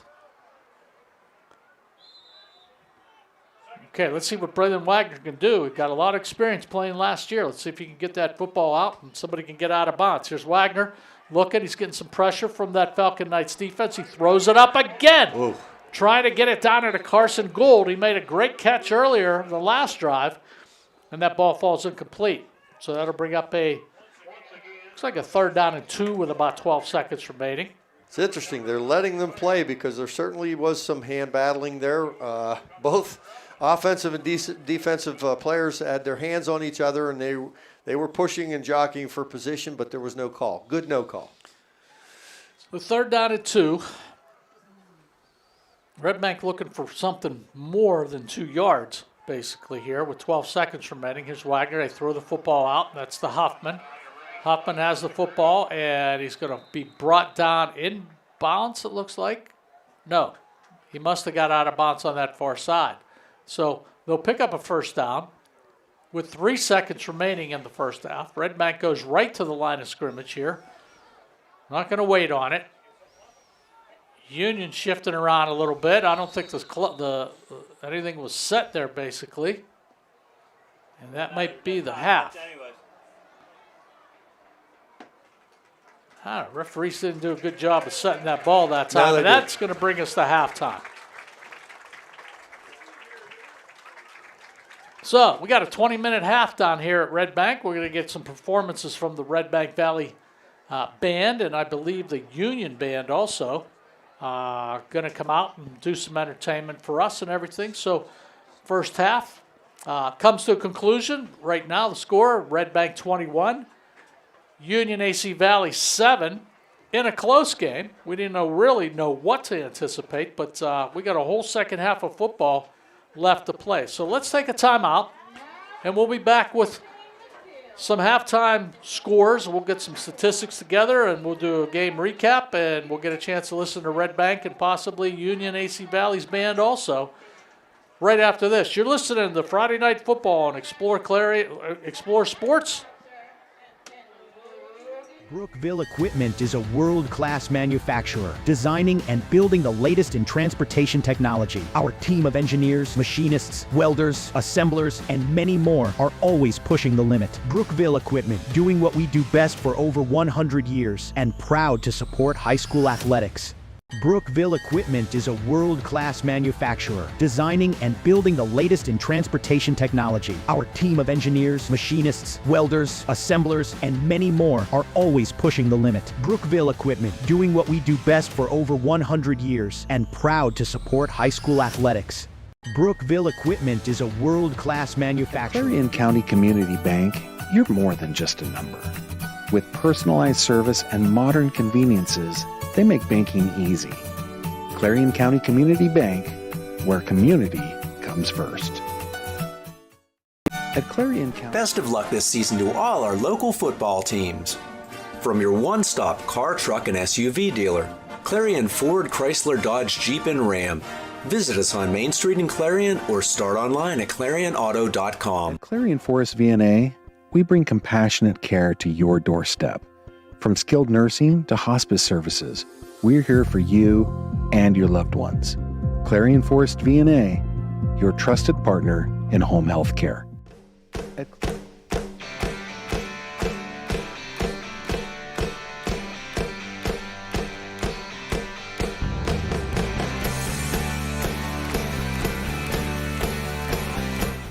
eyes are the window to your soul, so take care of them. The Laurel Eye Clinic provides complete care from annual exams, glasses and contacts to cataract and retinal surgery, LASIK, and more. As a trusted leader in family eye care for 50 years, you can trust them with yours. Call or visit us online today. Your eyes are the window to your soul.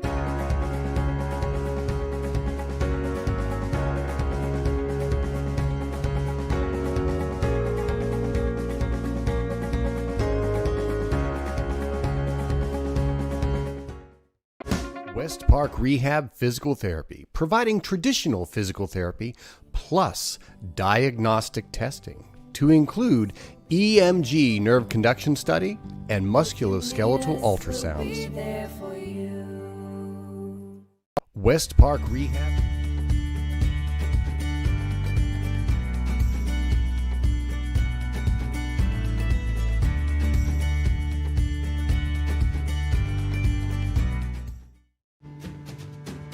Biggest risk to your future could be running out of money during a longer than expected retirement.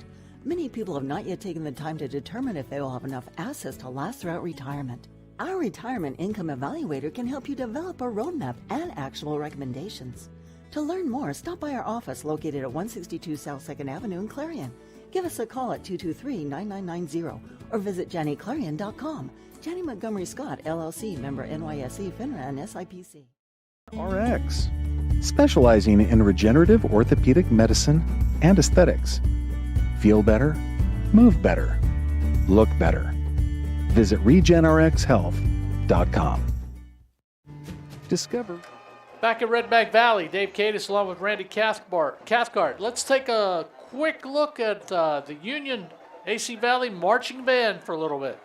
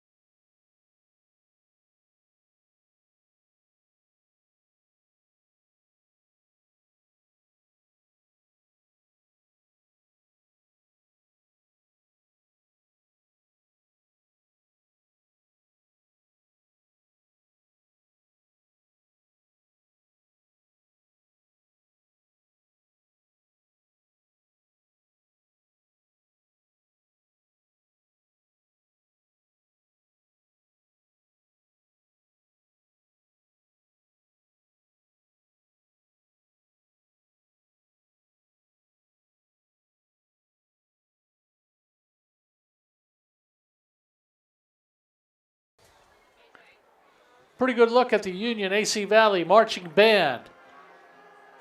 Those young men and women out there performing pretty good. Pretty good. Good music, good sound to them and everything. So we're in halftime, sponsored by Heater Lumber.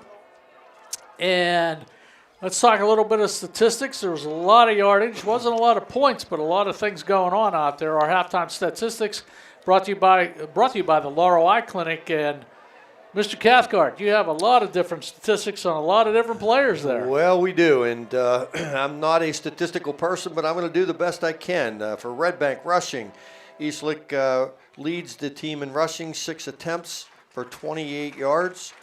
Wagner carried the ball 5 times for 16 yards.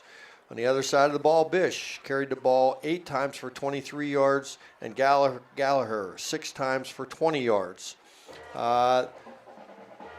Passing, Redbank Valley Wagner, he threw the ball, what are my statistics are saying here? Well, let's go to Bish first. Bish was intercepted once, and his leading receiver was Gallagher. He had 2 receptions for 23 yards. On the other side of the ball, Redbank Huffman had 6 receptions for 60 yards, and Gold had 4 receptions for 50 yards. Other than that, Wagner threw the ball 13. He was 13 for 20 for 155 yards, and Bish threw the ball 7 for 12 for 107 yards. So obviously those are the unofficial stats, but both teams moved the ball relatively well, considering those are the stats for the first half. Well, I think good job on the statistics.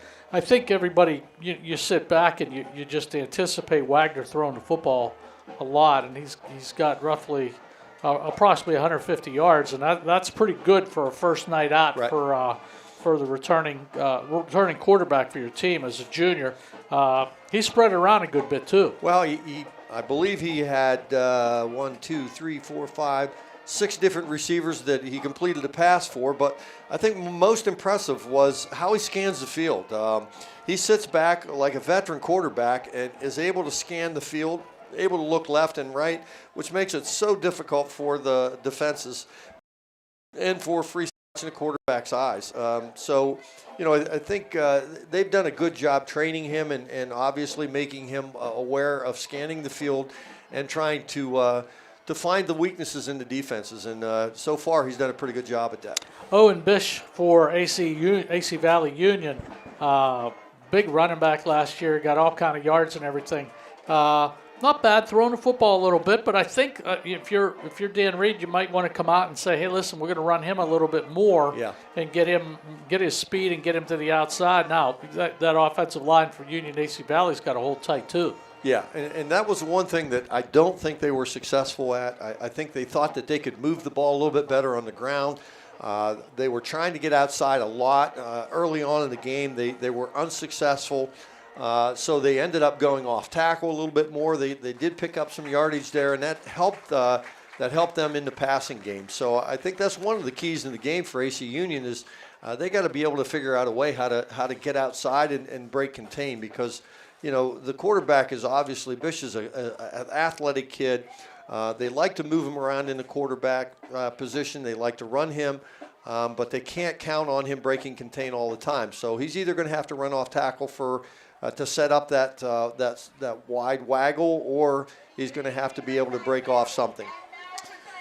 Well, thanks for the statistics brought to you by Laurel Eye Clinic tonight. Let's take a look real quick at the scoreboard. Some games that are out there. We're going to try to get some scores for you.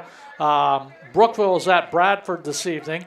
DuBois and Central Clarion. The last score that I have up there is Clarion 35, DuBois 14, with about 33 seconds left to go at halftime up there at that Central Clarion DuBois game.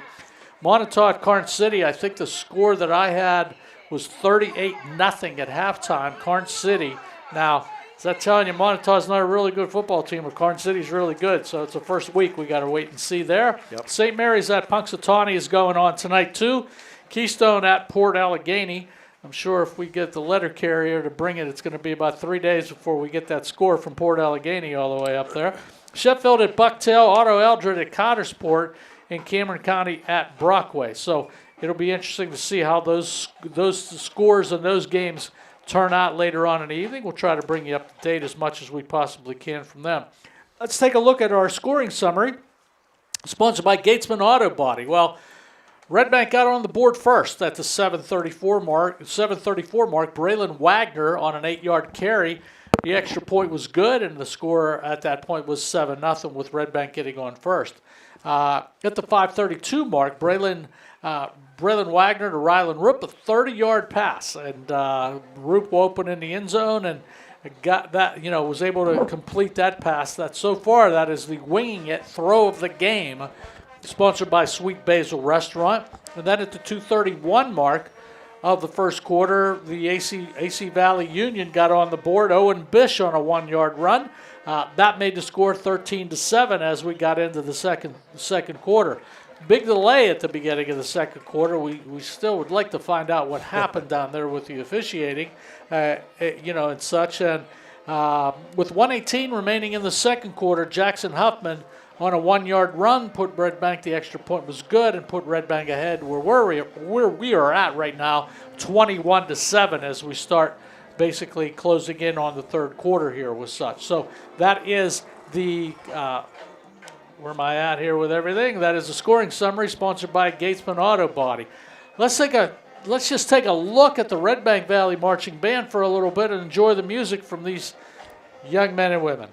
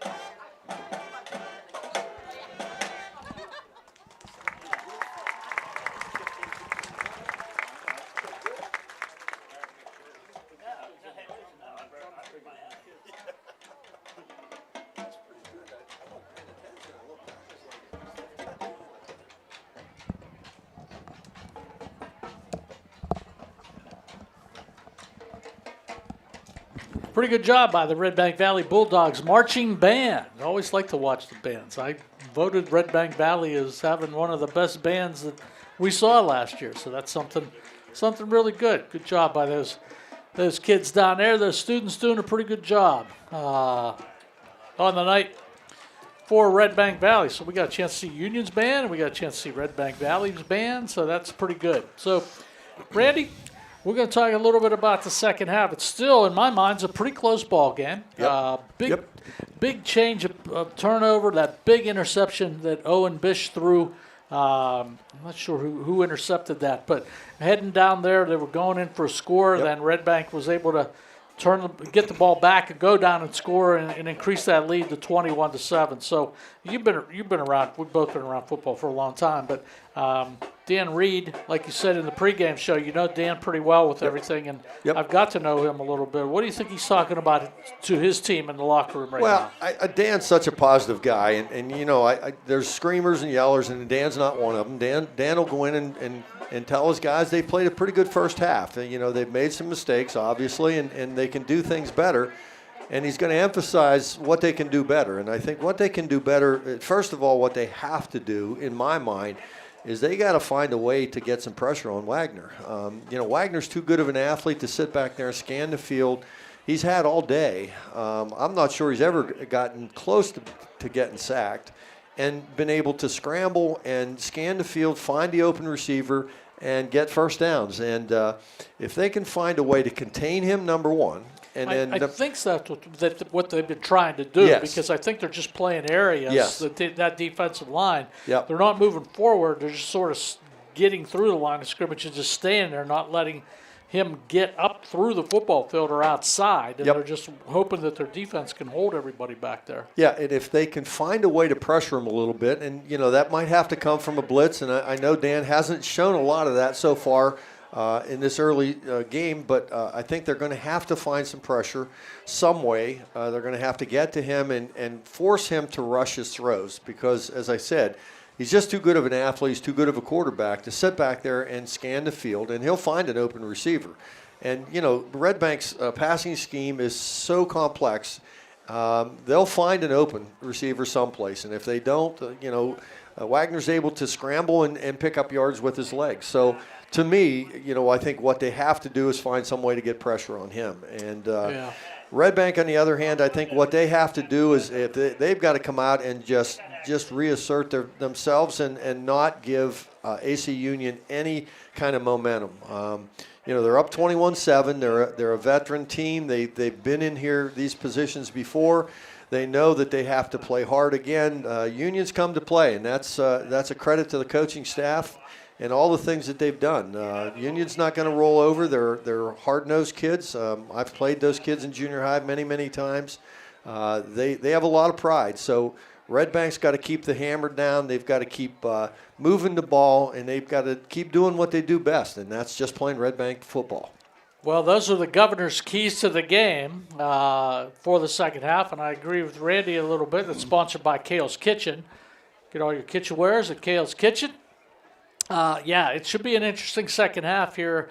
You know, Redbank's just so used to winning football games. If they just come out and throw it on the field, you know, Union AC Valley is going to take advantage of that without a doubt. So it's going to take one small break. It'll be interesting to see what happens in the first 5 minutes of the second half. That's probably pretty much going to tell you that the outcome of this football game is going to be. So we're about a minute and a half away from the start of the second half. Haven't seen both teams on the field yet. So let's take a timeout, and we'll be back with the second half. Coming up soon, you're watching District 9 football on exploreClarion Sports.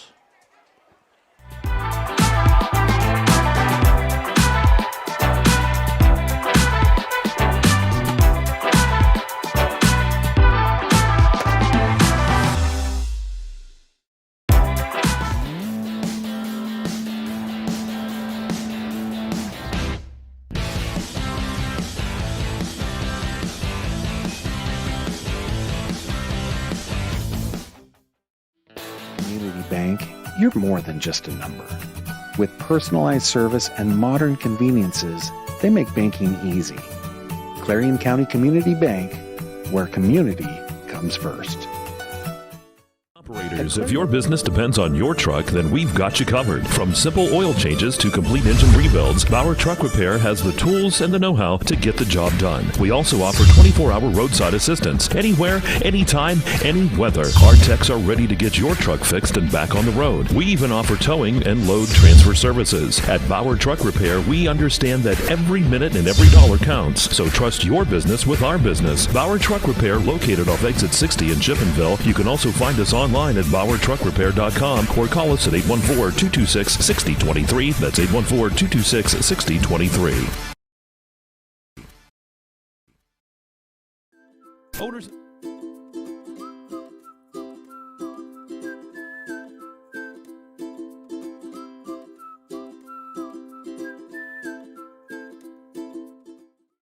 AT, our most trusted truck tire, is now better than ever and available for your truck or SUV. They're designed for the reliability and durability to find adventure beyond the pavement and are backed by a Cooper mileage warranty of up to 65,000 miles. Learn more about the reliable Discover Road Plus Trail AT at exploreClarion.com. Count on Cooper. Or stop by Kerle Tires in Clarion. Kerle Tires, the area's largest selection of tires. The Cooper Discover Road.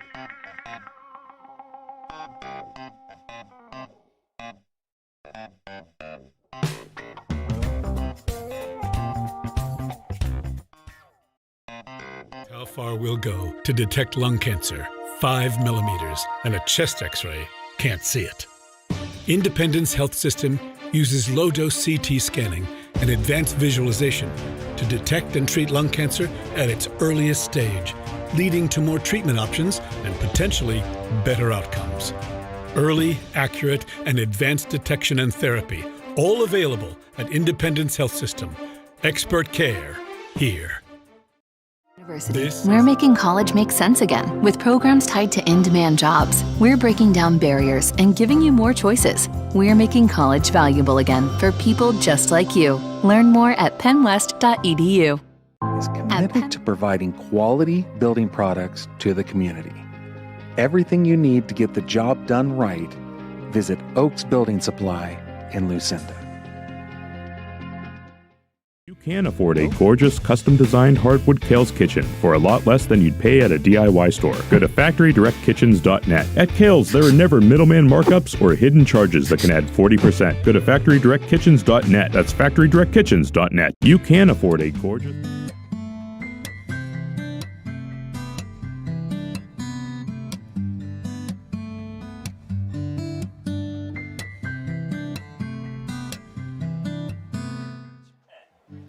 Back at Redbank Valley football field, Dave Katis along with Randy Cathcart, Brett English. Nico's with us tonight too, and we're getting ready for the second half here. Some updated scores that we did obtain here. Some things you want to know in the second quarter. It's Brookville 35, Bradford 13. So the Raiders got something going without a doubt. Once again at halftime, Central Clarion 35, DuBois 14, Karn City 38, Montauk nothing in the third quarter now they progress to. At halftime, really good one tonight, St. Mary's 13, Punxsutawney 7. Whoa. So that's a big one. Brockway 21, Cameron County 7. Brockway will be back down here next Friday night against the Redbank Valley Bulldogs. So that's going to be a heck of a football game early in the season here. Kane 0, Ridgeway 0, that game in the second quarter. Port Allegheny 14, Keystone nothing at halftime. Otto Eldred 12, Cottersport 8, that game in the second quarter. And just a few other ones. Tyrone 14, Clearfield 13 at half. That sounds like a big rivalry game there for some reason to me. And that's an update on your scoreboard, basically, at this point. Let's see. Oil City 6, Harbor Creek 6 at half. We possibly could be doing some Oil City games this year. So that brings you up to date, basically, on your scoreboard. So Redbank is going to get the ball to start the second half. Union on to kick the football away. We're sitting here 21-7 at the beginning of the third quarter. Stephen Hepler on to kick the football away for the Falcon Knights. And he does. It's going to be taken by number 3, Drew Byers. Byers with a head of steam up over the 40-yard line, out to the 40-yard line. So Redbank will have pretty good field position to start this second half. Always interesting to watch the first series after the half to see what adjustments both teams have made. And you know, these coaches are both highly respected coaches. Their staffs are good, very experienced. So we'll see how both of these coaches adjust to the second half. Well, I need to adjust because I smell an unbelievable hot sausage sandwich coming up through the press box here, which is driving me out of my mind, basically. 1st and 10 from the 39-yard line. Here's Wagner. Looking to do something. Oh, boy, number 54 for Union got his paw up, and that was Coleman Elliott. He almost had himself an interception, but that big defensive lineman got the gloves and everything on his hands and everything, just wasn't able to pull it in. That could have changed the game there. Oh, that would have been. The Falcon Knights would have went crazy on that sideline. He was right there, too. Yep, if he picks that ball off, he's running to the end zone. No one's even near him. Second down and 10, 39-yard line. Twins left, twins right for the Bulldog offense. Here's Wagner. He's going to keep it. He's going to try to get outside. Can move pretty well. Out for a first down. Braylon Wagner starts left, turns right, and he picks up about 12 on the play, and that's going to be enough for a Redbank first down. I think that was a zone read. He started off to his left. They found there was nothing there, came back to the right, and picked up some great blocks by his offensive lineman, and his wideouts came back. Picked up, it looked like 12 yards on a really what turns out to be a scramble. First down for the Bulldogs. At the 46-yard line of the Falcon Knights. Here's the snap. Eastlick pounds it up the middle. Hard running. Still on his feet. Eastlick just hits it up in there like crazy. The senior, 5'11", 177 pounds. Picks up another first down for the Bulldogs. The first down brought to you by Nick's Auto Body. That's what I expected Redbank to do, is just pound the ball, giving it to Eastlick. He runs hard up the middle, hard to bring down. So first down and 10. Ball to 28-yard line. There's Wagner looking for somewhere to go with it, and he's going to run out and lose about 5 yards to run out to the Union sideline. Union AC Valley sideline. A little confusion there. Looked to be like a zone read, and looked like the quarterback wanted to give the ball to the fullback. The fullback thought the quarterback was going to keep the ball. So they kind of met in the middle, and Wagner, unfortunately for him, was able to get out of bounds without taking a hit. Second down and 15 at the 31-yard line. Come on, Red. Let's get one right here. Here's Wagner looking to throw. Got his receiver. He's got Rylan Rupp out there. Or that might be Brock Monrian. It's Brock Monrian on that reception. My fault. A good pickup either way, 15 yards. Yeah, and that's going to be enough for another Redbank Valley first down. Good pass by Wagner. Good catch by Monrian. So they got first and 10 at the 15-yard line now. Redbank on a pretty good drive here. Got the ball to start the second half. Haven't given it up yet. Nice pass out in the flat to Jackson Huffman. Huffman avoids a tackle. Hits it in there to about the 5-yard line now. Again, Wagner just doing what he does best, just sitting in the pocket, waiting for his receivers to open up. Found Hoffman in the flats, got him the ball. Wagner and Hoffman did the rest. We're approaching the Dubrock red zone right now. Picking up another first down. First down brought to you by Nick's Auto Body. Wagner, Eastlick, hard running. In the end zone for a touchdown. Eastlick from 6 yards out. Extends Redbank Valley's lead to 27-7. Just good hard running by Austin Eastlick on that play. And I think that's probably what you're going to see the rest of the game now, is just Redbank just pounding the ball up the middle, protecting the ball, and making AC Union stop them.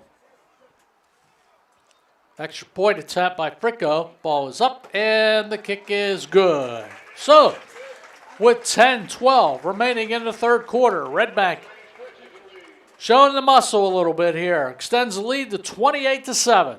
You're watching Explore Clarion Sports.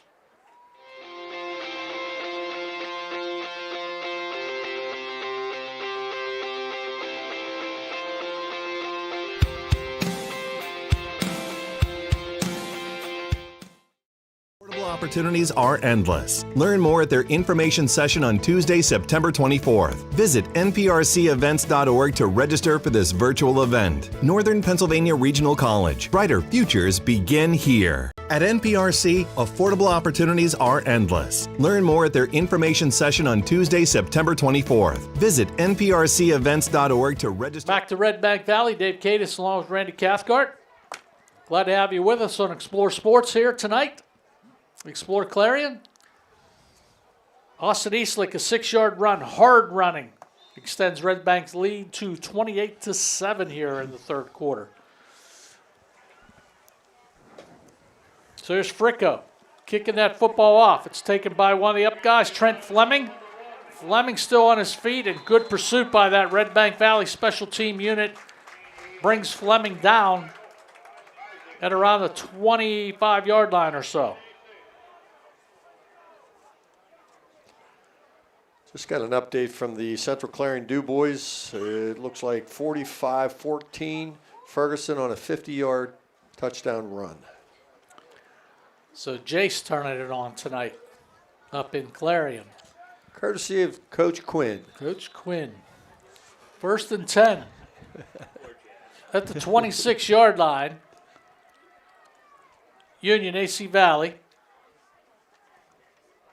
Bish going to keep it. Nice little run. Picks up a few on the play.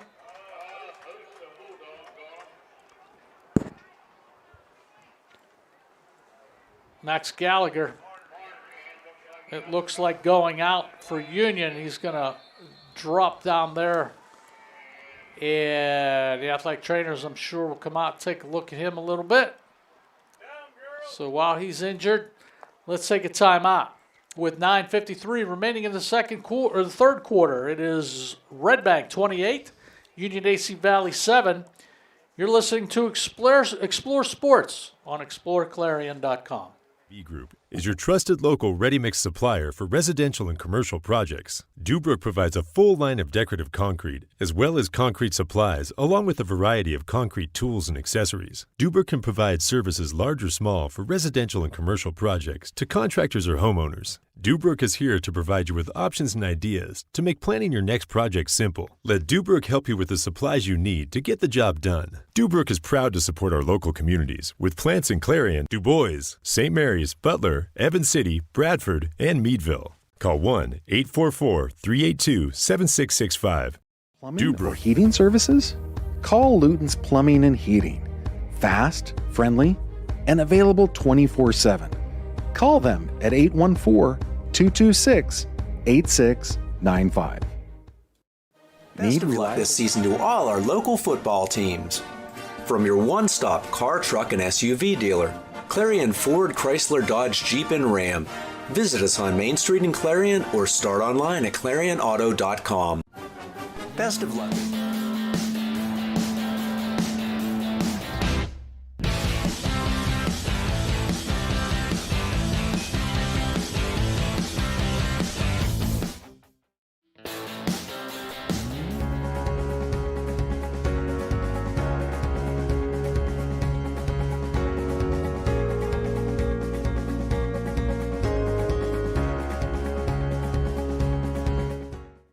Welcome to Sweet Basil. Come on in.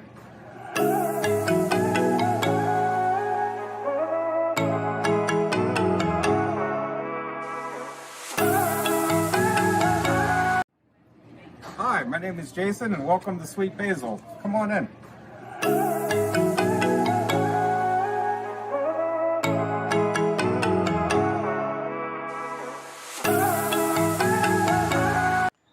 Back at Redbank, injured player Max Gallagher walks off the field. Looked like he had a cramp down there, so it'll bring up about 2nd down and 7 at the 30-yard line. Bish hands that football off to number 15, and that is Corey Rise. Rise still on his feet. He's going to be able to pick up enough for a 1st down. All the way out to the 45-yard line. So good running by Corey Rise on that play. 1st down sponsored by Nick's Auto Body. So Good running for Union AC Valley, Randy. Yeah, that was just a counter tray. They pulled their offside guard and tackle. The two lead blockers went out, cleared the way for him. Bish did a nice job running. Picked up a good first down. First and 10 at the 45-yard line of Union AC Valley. Here's Bish. He hands the football off to number 21, and that is Michael Yerke. And Yerke pick up about 5 on the play, brought down by number 53 for Redbank, Riley Byers. So good running again, picking up another 5 yards on the play. So that should bring up a second down and 5. That's what Union needs to do, is just pick up positive yards each play. And that was just a jet sweep that they had some people out in front and picked up a pretty good chunk of yardage there. Ball at the 50-yard line.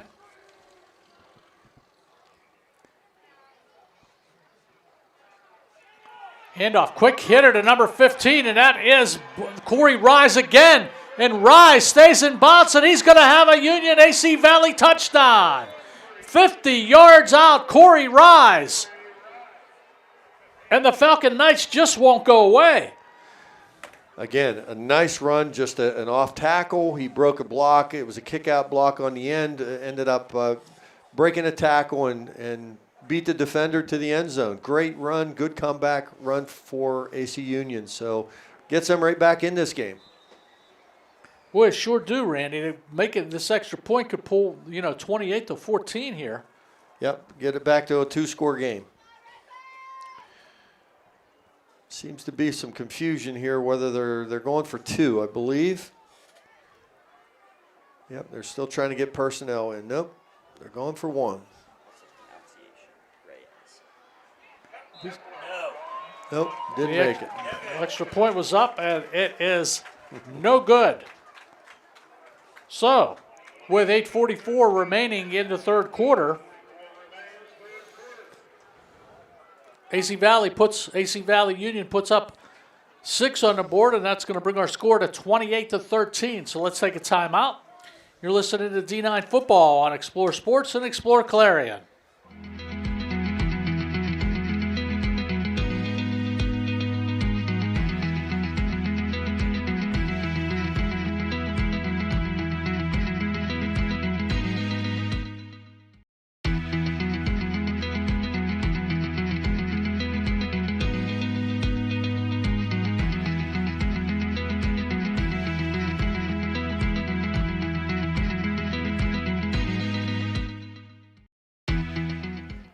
Back at Redbank, AC Valley Union puts one on the board, 28-13. Good little drive by the Falcon Knights. Their turn to kick it away. Hepler kicks it off. It's going to be Rylan Roop back there at about the 15-yard line, and he's going to be brought down now about the 38-yard line that time. Brought down by Rylan Roop on the carry, I should say. Looked like number 44 for Union. AC Valley down there. Parker Wilson in on the tackle. Really impressed with their kickoffs. They must spend a lot of time on kickoff returns because there's always an alley. You see, cross blocking. You see a lot of people in the way, and there was a lane there that if he just could have broke a tackle, he might have run that one back the whole way. Like you guys said, there was a penalty on the play. Yep. It was a hold against Redbank Valley. So that's going to back him up a little bit. After Roop on a pretty good return.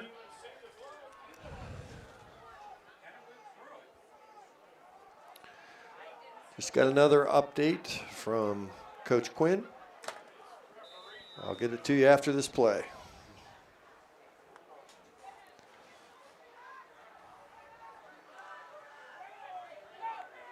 There's Wagner. Picking up some of that yardage there. Didn't quite see who had that football, but Wagner, good fake that time. I went with the fake, basically, and Wagner tucks it and keeps it on his own, and that's going to be enough for a Redbank Valley first down. So they'll move the football out. Looked like the 38-yard line. Wagner hands the ball off to Eastlick. Tries to turn the corner. And he picks up 1 or 2 on the play.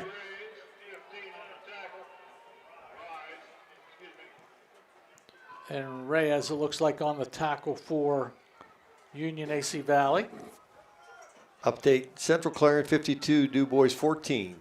Wow, I didn't expect that. I thought it'd be a little bit closer. 2nd down and 8 at the 40-yard line. Thank you, Coach Quinn. Wagner looking. Short arms that one a little bit, falls Yep. incomplete and bounces. That might have been the first bad pass I've seen Wagner throw today. Just, you're right, he short-armed it. He tried, instead of just letting it fly, just tried to guide it in there a little bit, and that one ended up a little short. So it'll bring up a 3rd down for Redbank Valley. Trips right. Eastlick in the backfield with his green gloves. Here's Wagner. A little pressure on the play, and it's complete to Jackson Huffman. Huffman out near that 1st down marker. And it's going to be pretty close. Looks like it's short from up here in the press box. Referee goes over and takes a look, and they're going to go and try to measure it. Randy, while we got a minute, I wanted to bring this up. Throughout the course of the summer, we lost a great individual, good friend, I'm sure, yours and mine and everything, Bob Tonkin. Yes. And I wanted to pay our respects and just talk about him a little bit. What an outstanding individual. Yeah, he's done more for District 9 football than anyone that I know. He was the heart and soul of the District 9 committee, a long-term committee member, was a coach at Brookville, coached track and football. Dear friend also, was battling cancer for many, many years. Was very instrumental in assisting the PIAA in moving the classifications from 3 to 6.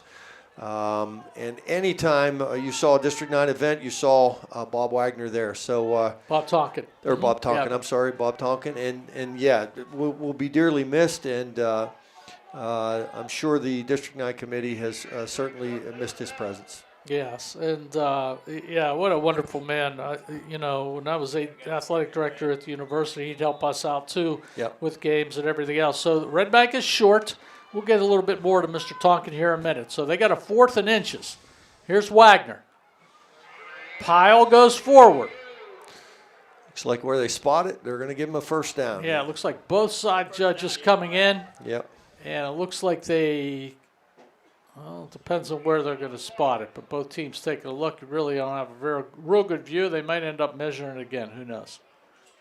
No, Redbank's going to have a 1st down on the play. So, yeah, I wanted to just reach out and say, that we appreciated him for the years. And I'm a better individual for knowing Mr. Tonkin. Aren't we all? And Amen. I'll tell you, fantastic gentleman. Good So, guy. Rest in peace. And your memory will live on, Bob, on Friday Night Footballs for sure. 1st down and 10. Now, ball at the 49-yard line. Wagner hands the ball to Eastlick. Big hole up the middle. Pounds it in there for about 5 or 6. Good hard running. Yep. And again, I'm not on the sidelines, but if that were me, I would just be handing the ball to Eastlick and letting him pick up 5, 6, 7 yards every carry. It's got to be wearing down the AC Union line. Yeah, boy, is he going to be a valuable tool in October and the beginning of November heading towards playoff season when it's cold and wet and swampy, let me tell you. Eastlick again, stutter step, cuts right. He's going to have a 1st down, sponsored by Nick's Auto Body. Penalty flag on the play, goes up. Looks like somebody hit somebody a little late on that Union AC Valley bench over there. Saw a flag go up about, it was a good toss. That flag went up about 30 yards in the air.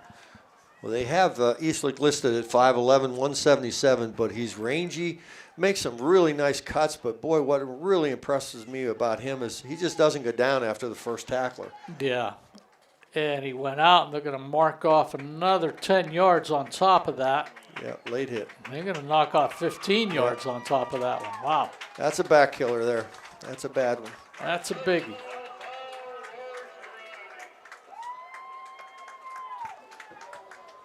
That moves the ball all the way down to the 20-yard line. Redbank approaching the Dubrook red zone at this point.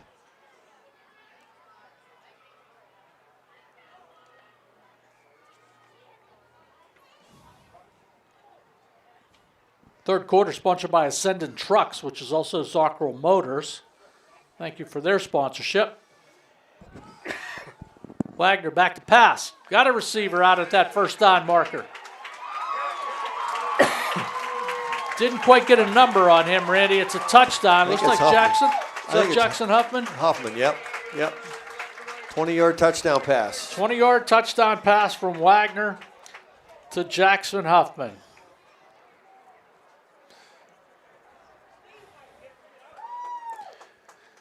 And again, Wagner just sat back there and waited for Huffman to clear. As soon as he broke open, he threw a dime, threw it right on the numbers. Huffman broke a tackle and crossed the goal line. Fricko on for the extra point to try to extend the lead for Redbank. Kick is up and it's going to be good. Just barely.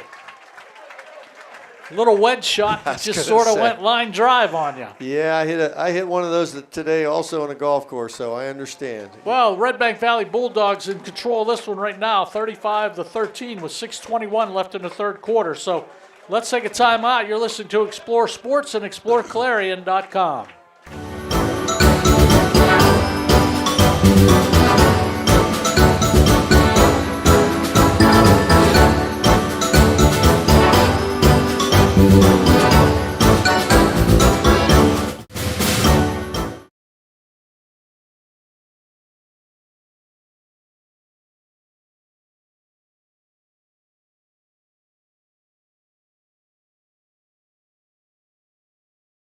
Redbank, Dave Katis along with Randy Cathcart, Nico Costanza, and Brett English, Eagle Scout. To my right side, producing and directing the game and cameraman and everything else. So pretty big night, opening night of football in D9.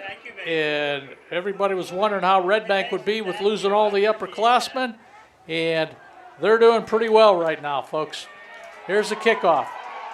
Fumbled down there by Aiden Fox. Fox picks it up, tries to make a move, still on his feet. Going to be brought down about the 25-yard line. And now Fox looks like he's hurt. Yep.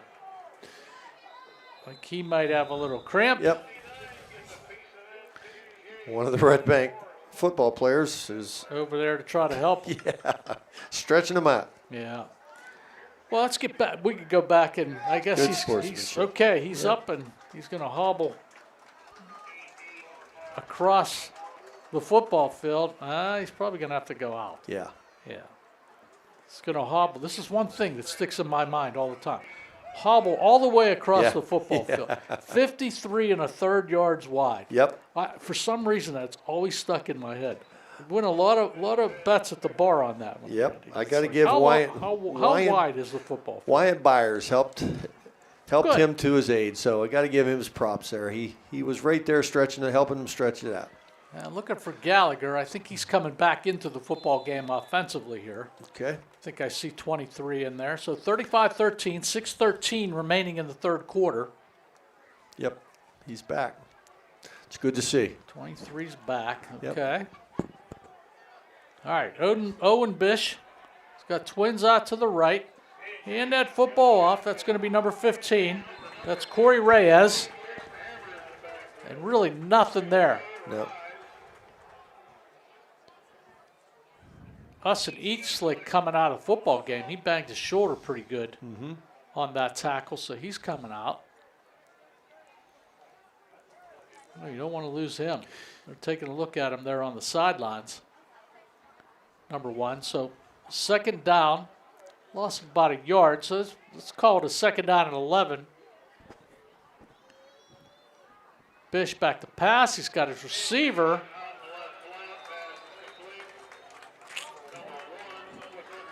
That's Trent Fleming, I believe, on that pass reception. Pickup of a few.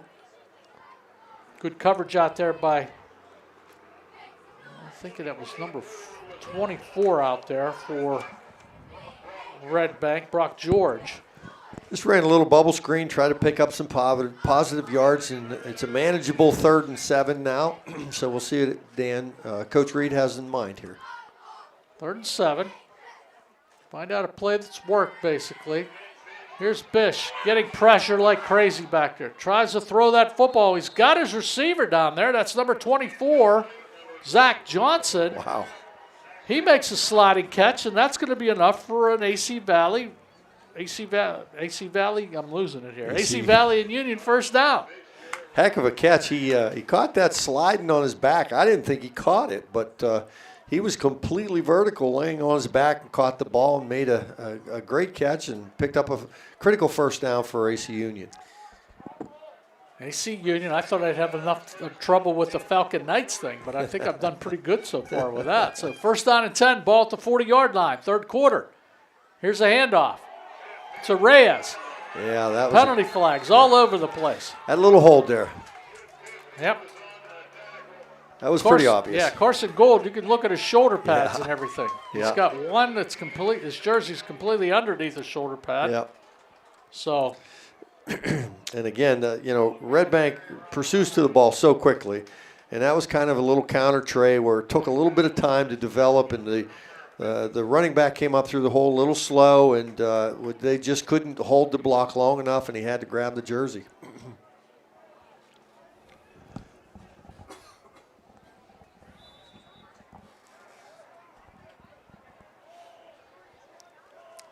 First down now and 20 at the 30-yard line.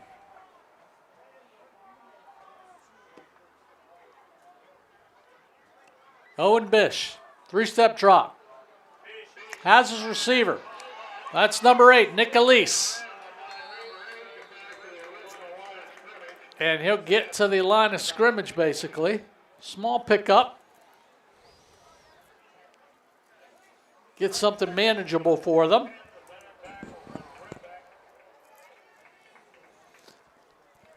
Good play call, just trying to pick up a few positive yards. Makes it 2nd and 10 now.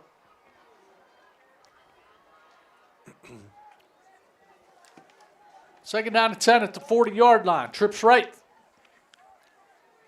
for the Falcon Knights. Bish back to pass. Inside screen to number 32. And the ball falls incomplete.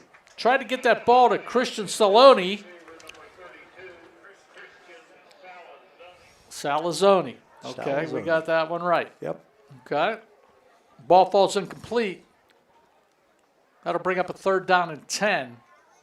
Redbank on top, 35-13, 3:19 mark here in the 3rd quarter.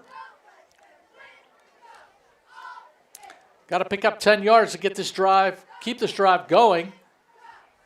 Bish back, looking for his receiver. He's got him, but the ball is fumbled. I don't know. It looks like the referee is going to call it a fumble. Yep. Intended for number 23, Max Gallagher. He had it in his hand, must have took 1 or 2 steps, and then they called it a fumble. So Redbank recovers, and they're going the other way. Not sure I agree with that call. I'm not sure he actually ever had control of the ball, but they have a better view of it than I do, and just looked like he was turning and spinning and never really got the ball under control. Yeah, it did. It looked like it just jumped off his shoulder pads when it turned, when the ball hit. But, that's the way it goes. So 1st and 10 at the 45-yard line of Union AC Valley. Wagner back to pass. He's looking to load one up. Wagner's going to keep it, roll left, look right. Looks at the middle of the football field. He's still moving down there.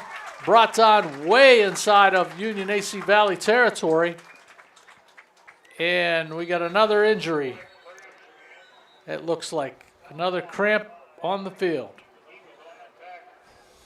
And Wagner gets up and tries to stretch him out.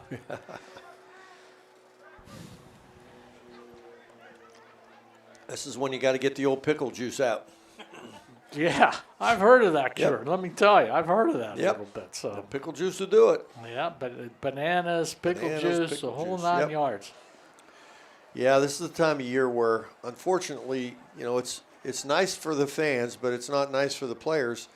They sweat so much in this heat, and second half, then they start getting cramps. So It's unfortunate, but, you know, a lot of high school football players have those problems, especially this early in the season, too.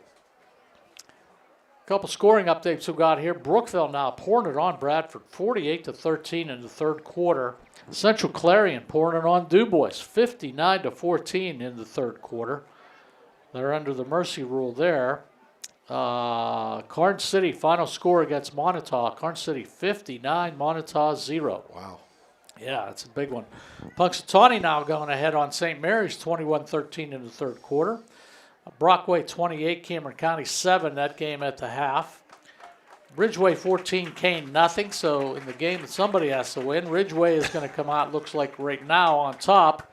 Port Allegheny 21, Keystone hanging around, they got 12, so 21-12, Port Allegheny over Keystone at this point. Otto Eldred 28, Cottersport 22, Clearfield 32, Tyrone 20. Just for you, Mr. Cathcart. Myersdale 21, Curwensville 6. Oh, Curwensville. Taking it on the chin. Yes. Basically. Where's that Oil City game, if I could find it again?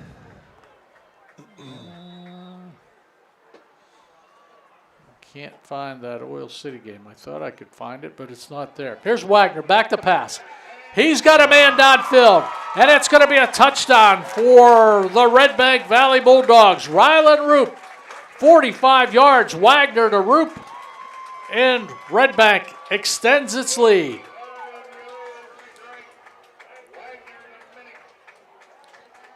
They're saying they're going to Minnick. say Minnick? Yes. Number 10. Okay. Okay. Brecken Minnick. Couldn't see it from here. That's the dark part of the end zone over there. Brecken Minnick extends the lead to 41-13. Fricko on for the extra point. The kick is up, and the kick is good. So Redbank Valley extends their lead to 42-13. Wagner to Brecken Minnick. A 45-yard scoring strike.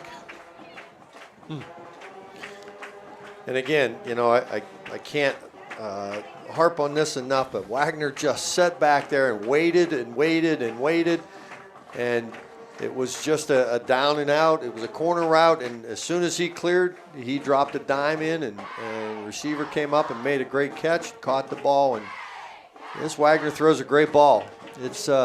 It's very impressive to watch him throw the ball, sit back in the pocket and throw the ball. Oh, he threw it about 50 yards, Randy. Well, at halftime, right before halftime, he was loosening up, or right after halftime, and he threw from the 50-yard line into the end zone, and it went out of the end zone. So that's a 60-yard toss. Well, 42-13 now with 2:53 remaining in the third quarter. Fricker on to kick it away for the Bulldogs.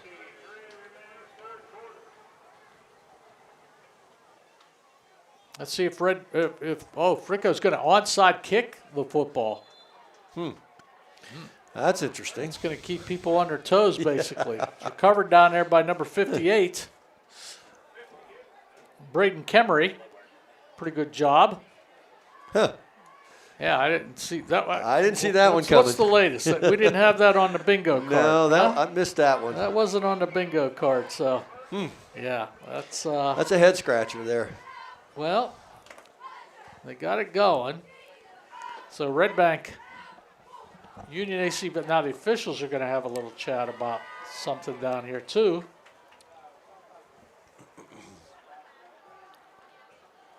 Okay, they were getting the Union AC Valley football. Must have mixed up in footballs on the sidelines. So good field position for the Falcon Knights. First down and 10 at the 47-yard line. Bish hands the ball off to number 21. That's Michael Yerke. Good running on the play.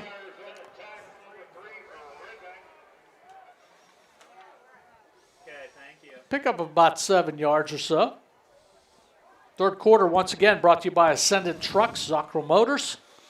Appreciate Pat Kale and all their support. For Explore Sports football. Second down and about 7. Bish back to pass, looking downfield. He's got a receiver back there. Coverage. And it looked like it was number 1, Trent Fleming, he was going to. But number 10 for Redbank, Brecken Minnick, must have just pulled the jersey just a little bit. And the back judge threw the flag on him. Looked like good coverage, but again, we can't see it from here. They've been letting both the offensive and defensive players play, and yeah, you're right. In this case, obviously he had a hold of something that we couldn't see from way up here. So they're moving a little bit closer to the Dubrook red zone, basically. They pick up a first down, sponsored by Nick's Auto Body. So first and 10 at the 30-yard line. Quarterback keep. Bish that time tries to head forward. Really nothing there. That Redbank Valley defensive line in on the tackle. We got 3 guys down now. And the officials are going to blow the whistle down there. We got number 58 for Redbank. He's down, basically. And that is Jonathan Slack. He's back up, though.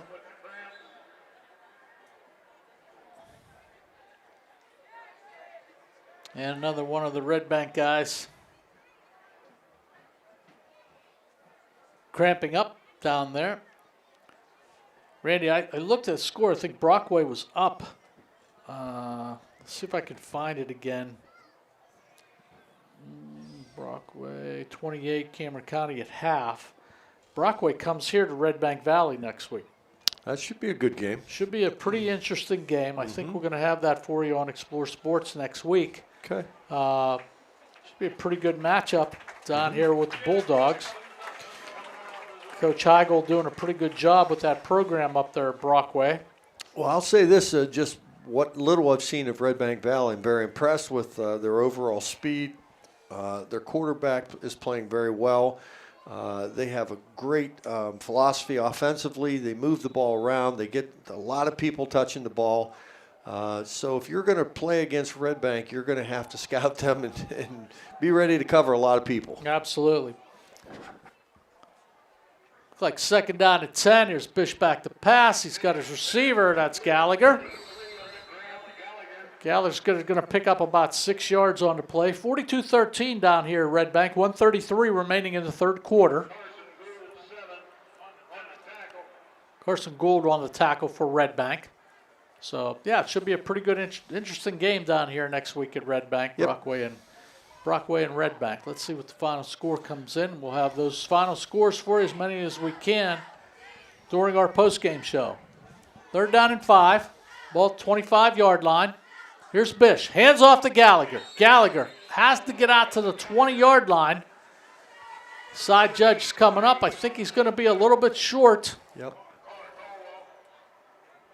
Going to be a little short. They're going to mark him short. 4th down and 1 now for the Falcon Knights. Yep. 4th and 1. 40-second clock moving, and they're getting the chains adjusted down there with the yard marker. Bish comes in with the play.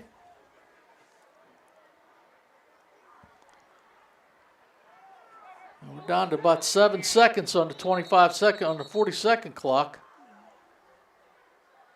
Side judge comes in. He's going to have a chat with the referee. Let's see what we got here. Now all the other referees coming in. We're going to have a little chat.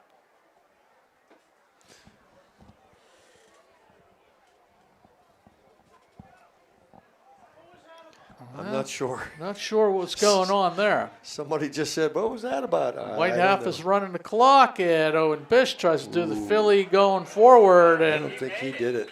Well, this side judge coming in here, he had to get past that line. I don't think he made it, Randy. Well, Redbank's already bringing their offense back on the field, so I'm not sure either. Yep, and it is going to be Redbank Valley football, so the defense holds pretty well for the Bulldogs. And we got another injured player on the field. 17 seconds remaining in the third quarter. A lot of scoring going on in the third quarter here. A lot of leg cramps, too. Yeah, lots of cramps.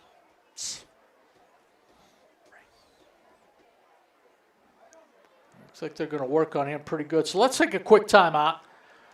With the score 42-13, Redbank on top. Designing and building the latest in transportation technology. Our team of engineers, machinists, welders, assemblers, and many more are always pushing the limit. Brookville Equipment, doing what we do best for over 100 years and proud to support high school athletics. Okay, Owen Bish goes off the field with a cramp. So looking for a football there. Flying through the air with the backup quarterback. It looks like he's running all the way down here to the 40-yard line to grab a ball. That looks like Peyton Wilson, backup quarterback, freshman, 5'8", 140. Might have to come in for a play if they come back. But they turned it over on down, so Redbank has the football. First down and 10 at the 21-yard line. Wagner pitches the ball out to number 34 for the Redbank Valley Bulldogs. That's Trenton Patton on the carry. Coach Gould's starting to get some of the younger guys in there a little bit with a pretty commanding lead. Loss of about 3 or 4 on the play, and that's going to be the end of the third quarter, actually. I don't think the referees see it. Now they do. So let's take a timeout.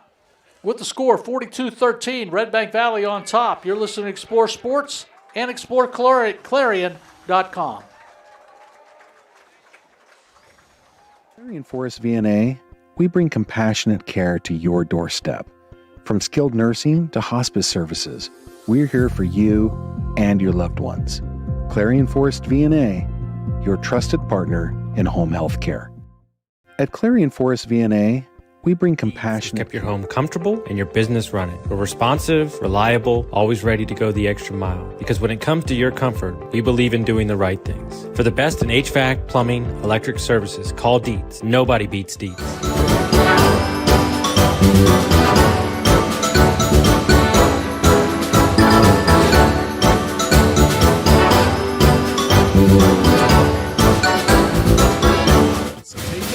The Laurel Eye Clinic provides complete care from annual exams, glasses and contacts to cataract and retinal surgery, LASIK, and more. As a trusted leader in family eye care for 50 years, you can trust them with yours. Call or visit us online today. Back at Redbank Valley football field, Dave Katis, Randy Cathcart, Brett English, Nico Costanza, Redbank holding a commanding lead now, 42-13 as we begin the fourth quarter. Glad to have you with us tonight. Fourth quarter being sponsored by Clarion County Community Bank for all your banking needs. Okay. Second 13 from the 18-yard line.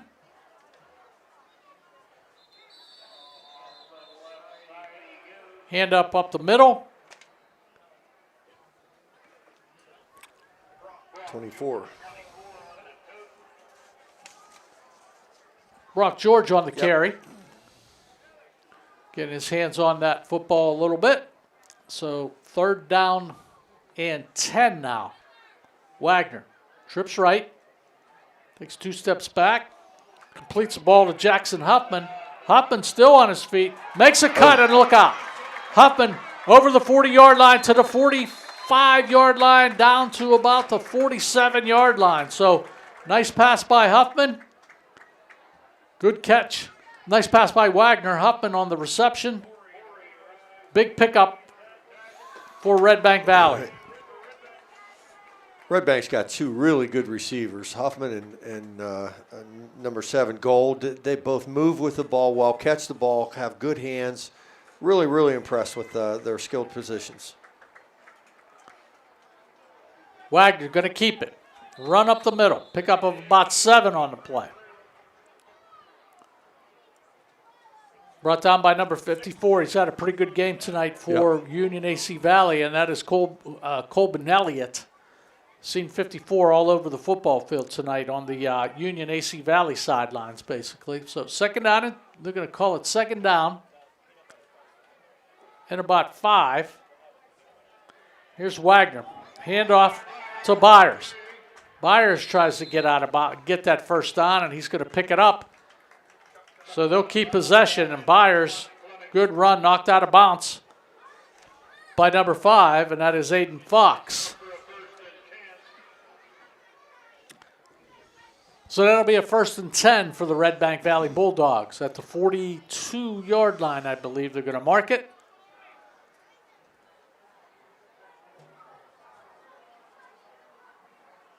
And we had number 54 jump over there, Colbin Elliott, and I think the officials looked at the scoreboard and said, that's okay. If you get back, you're going to be in good shape. That's all right. That's okay. Don't do it again. Wagner, plenty of time. Looking downfield. Got a receiver. And it is caught down there by Rylan Roop at about the 1-yard line. That was a 41-yard throw down there. Roop needed 1 more yard for a touchdown, but the side judge is going to mark him down at the 1-yard line. So good pass by Braylon Wagner. Again, just made a great adjustment to the ball, went up, caught it at its peak. That's about as good as you can expect a wideout to do. That was just a jump ball. Wagner threw the ball up, and they were able to come down with it. Rupp was able to come down with it. So they just have 3 good receivers. Yeah. So it's going to be 1st and goal from the 1-yard line, Randy, and they're taking plenty of time. They got the 40-second clock all the way down. I don't know what we got. Should be delay of game. Yep. Yeah, it is. There it is okay. after 10 seconds later. Okay. I thought he was trying to run it down to get a timeout, but apparently he's not. So delay of game on Redbank. It's like they're trying something. Huffman's in there. I don't think I've seen a quarterback unless Rylan Roop is going to play quarterback. Now they're calling a timeout.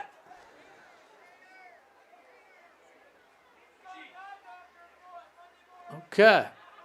Well, I'm not sure who's going to get the timeout here, but they took a timeout down there at the 1-yard line. They called that an official's timeout? That's what I thought. I don't know. I'll reserve my comments. But,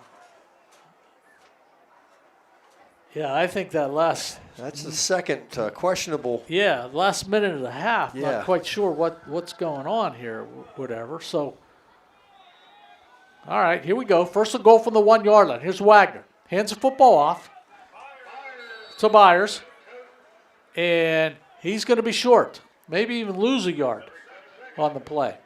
I think that was they had a 5-yard penalty, so it was a 1st and goal at the 6. Yeah, okay. So he picked up a yard, so it's going to be 2nd and goal at the 4, or something like that.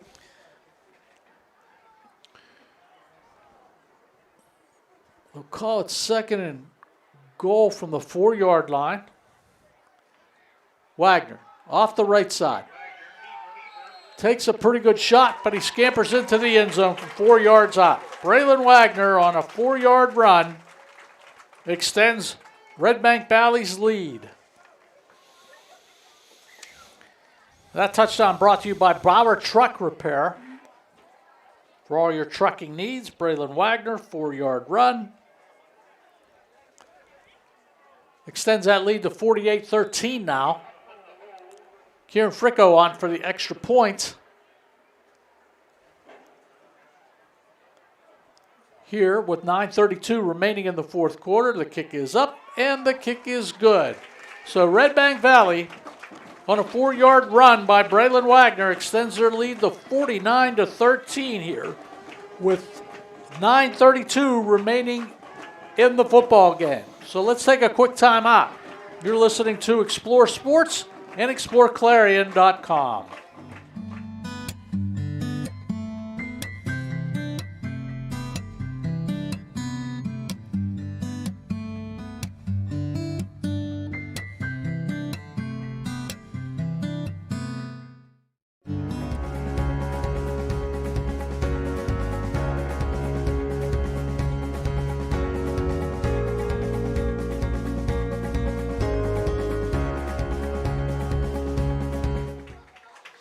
Back at Red Bank, the Bulldogs up on the Falcon Knights, 49-13. Now, after a 4-yard run by Braylon Wagner. So Kieran Frucco on now to kick the football away. So with that 35-point differential now, it'll become the mercy rule. The clock will run. Frucco, good strong kick. Hit in and the end zone. Go into the end zone. Yep. So the Falcon Knights will take possession on this drive. So second half, it came in at halftime 21-7, and Redbank Valley has just really basically poured it on here in this second half. Yeah, I think one of the things that Redbank has done is they've really established themselves that they're very balanced. They can run the ball if they have to, or they can throw the ball. And obviously they would prefer to throw the ball. They spread you out, and they've got 3 big weapons that they can throw to, and they're all very athletic and catch the ball well. He hasn't started the clock yet.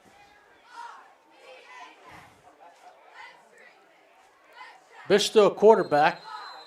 Bulldogs jump.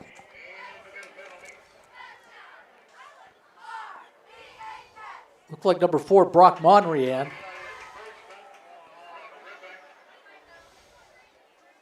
So the Falcon Knights will pick up a few on that penalty. Should bring up a 2nd down and 5 now. First down and 5. Yep.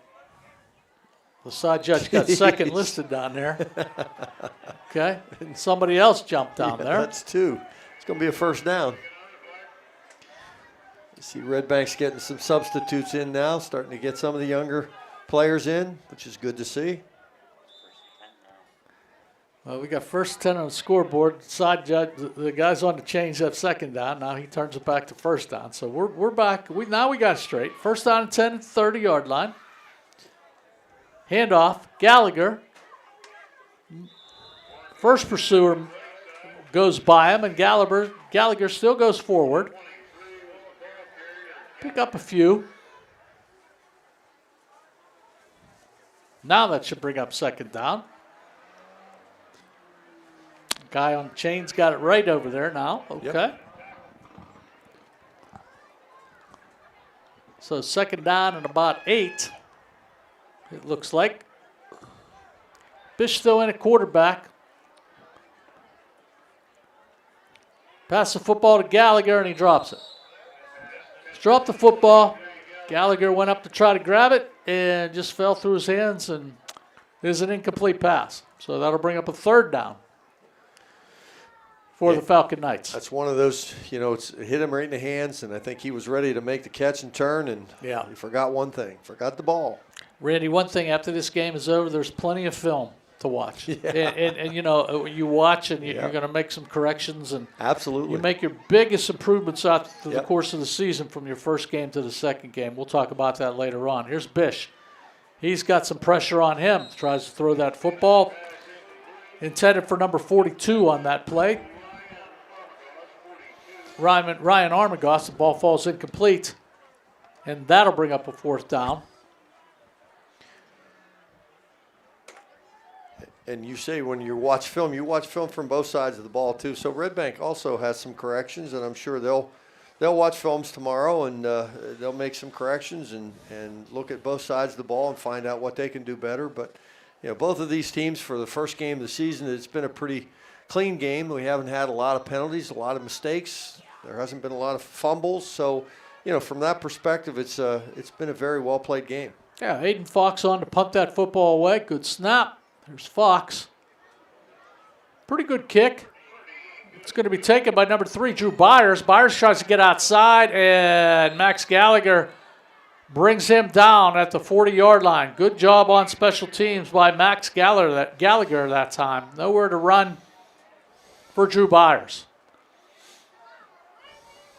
So let's see how many new faces we have on that Redbank Valley Bulldog team.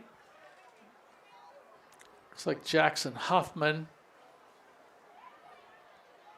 is in there, usually is. Well, Braylon Wagner going to go back out there with 6:23 remaining in the football game right now. I would be surprised if they did anything other than run the fullback here. Well, it's going to be Brock George if you're going to give him the football. Lone sidecar back there. And there's George. Yep. Pick up about 3 on the play.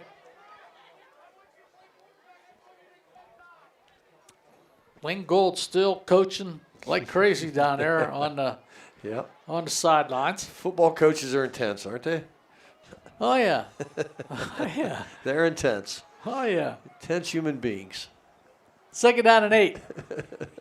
There's George again. Heading towards the middle of the football field. Pick up about maybe 1 or 2 on the play. I say that lovingly.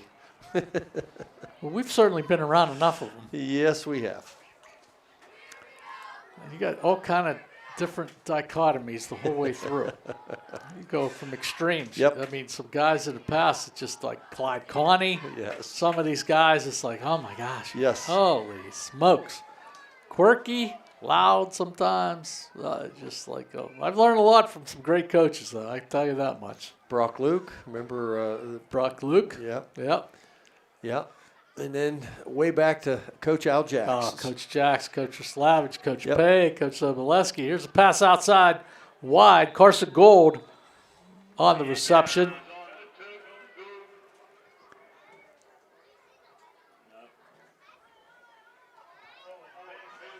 And he's brought down.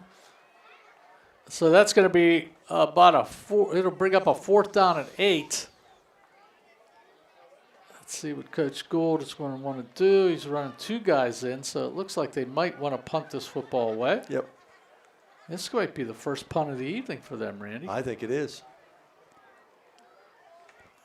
Well, they attempted the punt, remember? And then Huffman he had faked a complete. He faked it. Yes. Had a complete pass. Yep, so you're right. Okay, we got a whole fire drill here now. 53 running out there, 59 running. They must have 14 guys on the field. Yep.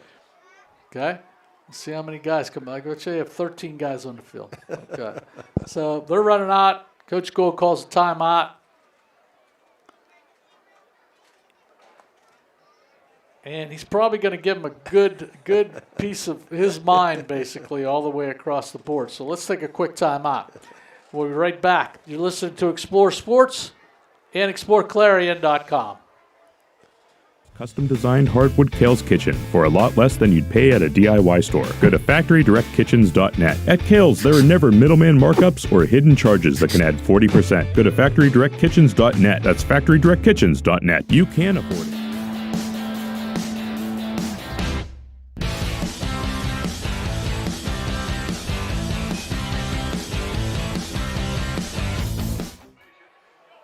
Back at Redbank, Jackson Huffman on to punt the football away for the Bulldogs. So that's it. Pretty good punt. It's going to hit in front of the Falcon Knights returner, and it's going to be downed inside the 20-yard line, and that's where the Falcon Knights will take over. With 3:46 remaining in the football game.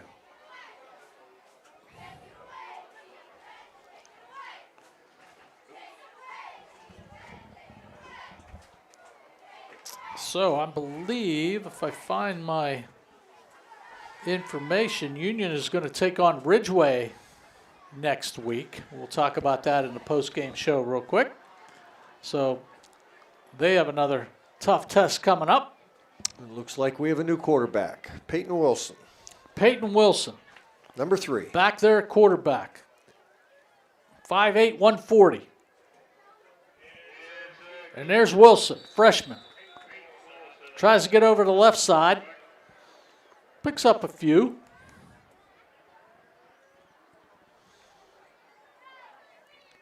.5'8", 140. I think that's generous. Yeah. I think. Yep.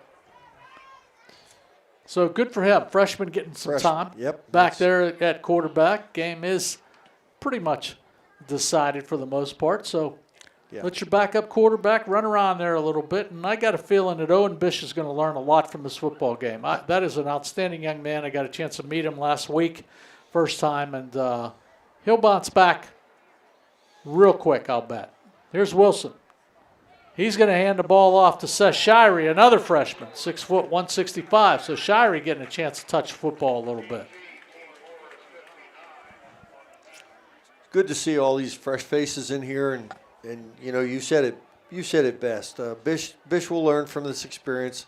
It's tough to come in the first game of the year, the first time you've played quarterback, and face a defense like Redbank. Redbank did a good job containing him.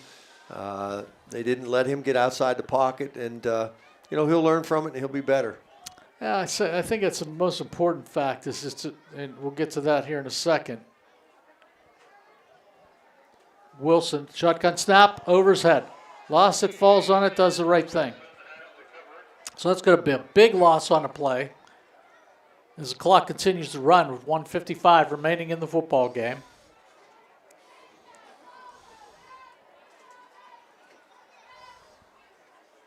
That's going to bring up, is that going to bring up a fourth down? Yep. It's going to bring up a fourth down. Wholesale changes here for everybody.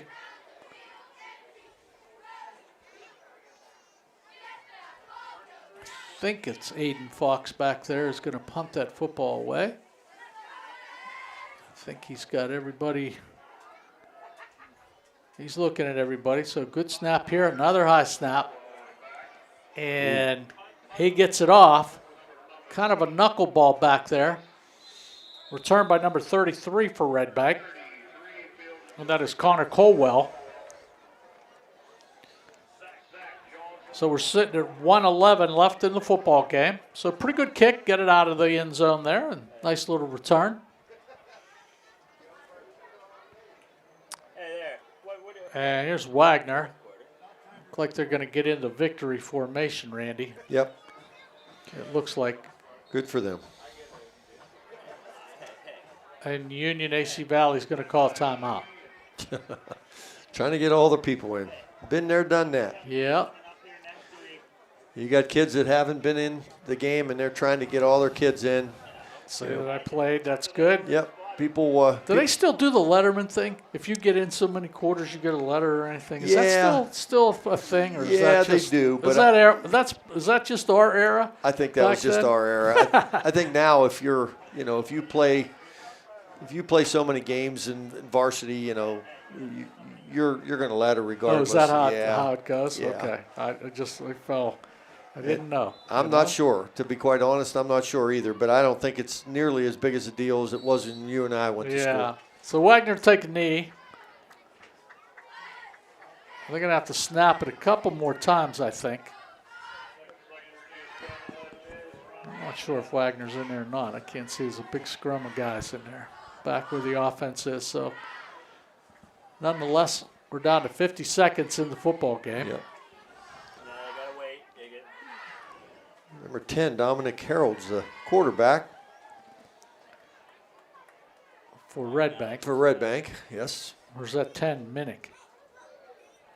Nope, I think you got him. That's Nope, it. I'm wrong. Another knee. Minnick, you're right. Minnick? Minnick. It's Wagner, basically, I think. And that's so. it. And that's going to be it from Redbank Valley High School, where the Bulldogs picked up right where they left off last year. Powerhouse football team. 57. So your final score tonight from Redbank Valley, the Bulldogs 49, Union AC Valley 13. We'll take a time out here. We'll calculate some statistics, come back. We'll give you some updated scores if we possibly can. We'll talk about a few other things, the drive of the game, something to build on, and we'll go from there. So you're listening. We'll take a time out. We'll be right back. You're listening to Explore Sports and exploreClarion.com. How far we'll go to detect lung cancer. 5 millimeters and a chest x-ray can't see it. Independence Health System uses low-dose CT scanning and advanced visualization to detect and treat lung cancer at its earliest stage, leading to more treatment options and potentially better outcomes. Early, accurate, and advanced detection and therapy, all available at Independence Health System. Expert care here. This is how far we'll go to detect it.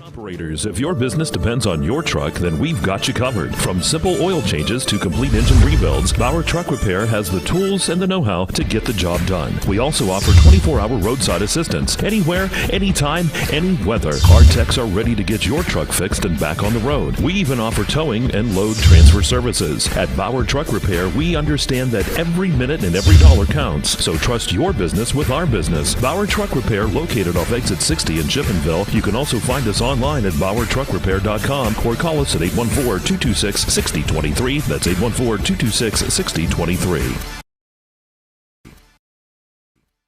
Plus Trail AT, our most trusted truck tire, is now better than ever and available for your truck or SUV. They're designed for the reliability and durability to find adventure beyond the pavement and are backed by a Cooper mileage warranty of up to 65,000 miles. Learn more about the reliable Discover a Road Plus Trail AT at CooperTire.com. Count on Cooper. Or stop by Kerle Tires in Clarion. Kerle Tires, the area's largest selection of tires. The Cooper Discover...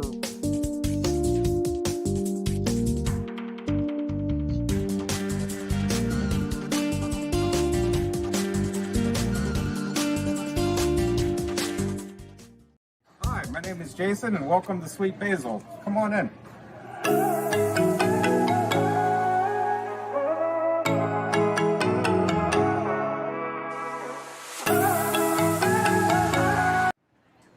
Back at Redbank, Dave Katis and Randy Cathcart. For your postgame show, sponsored by the Fun Bank. So we appreciate all of our sponsors tonight. Fun Bank sponsoring our postgame show. And let's start off a little bit by taking a look at some of our stats. Mr. Cathcart adding them up over there, putting the ones, carry the 6, go for the 4, that sort of stuff. I'll start off while you got an opportunity to pull some more stats. The Winging It Throw of the Game, sponsored by Sweet Basil Restaurant. I think one of the biggest things we saw at the 5:32 mark in the first quarter, Braylon Wagner to Rylan Roop. It was a 30-yard touchdown pass, which seemed to just get the momentum going for the Redbank Valley Bulldogs. It was a good pass by Wagner to Rupp, and 30 yards out. Big scoring play to get it going. And I think that was a big thing throughout the course of the game and everything. So that is the Winging It Throw of the Game, sponsored by Sweet Basil Restaurant. Mr. Cathcart's got some statistics for you, and here we go. Well, the stats that we have, the leading rusher for Redbank Valley was Eastlick. He carried the ball 12 times for 65 yards. Wagner also carried the ball for almost 65 yards. Throwing the ball, Wagner was 12 of 19. I'm sorry, it was 19 or 25 for 290 yards, and Bish was 12 of 19 for 157 yards. Leading receiver for Redbank Valley was Huffman. He had 10 catches for 130 yards, and for Union was Gallagher. He had 4 catches for 23 yards. That's our stats for the game. Yeah, Bishop more yards than I thought he had, but and as we talked about that, Randy, a little bit, he's going to look.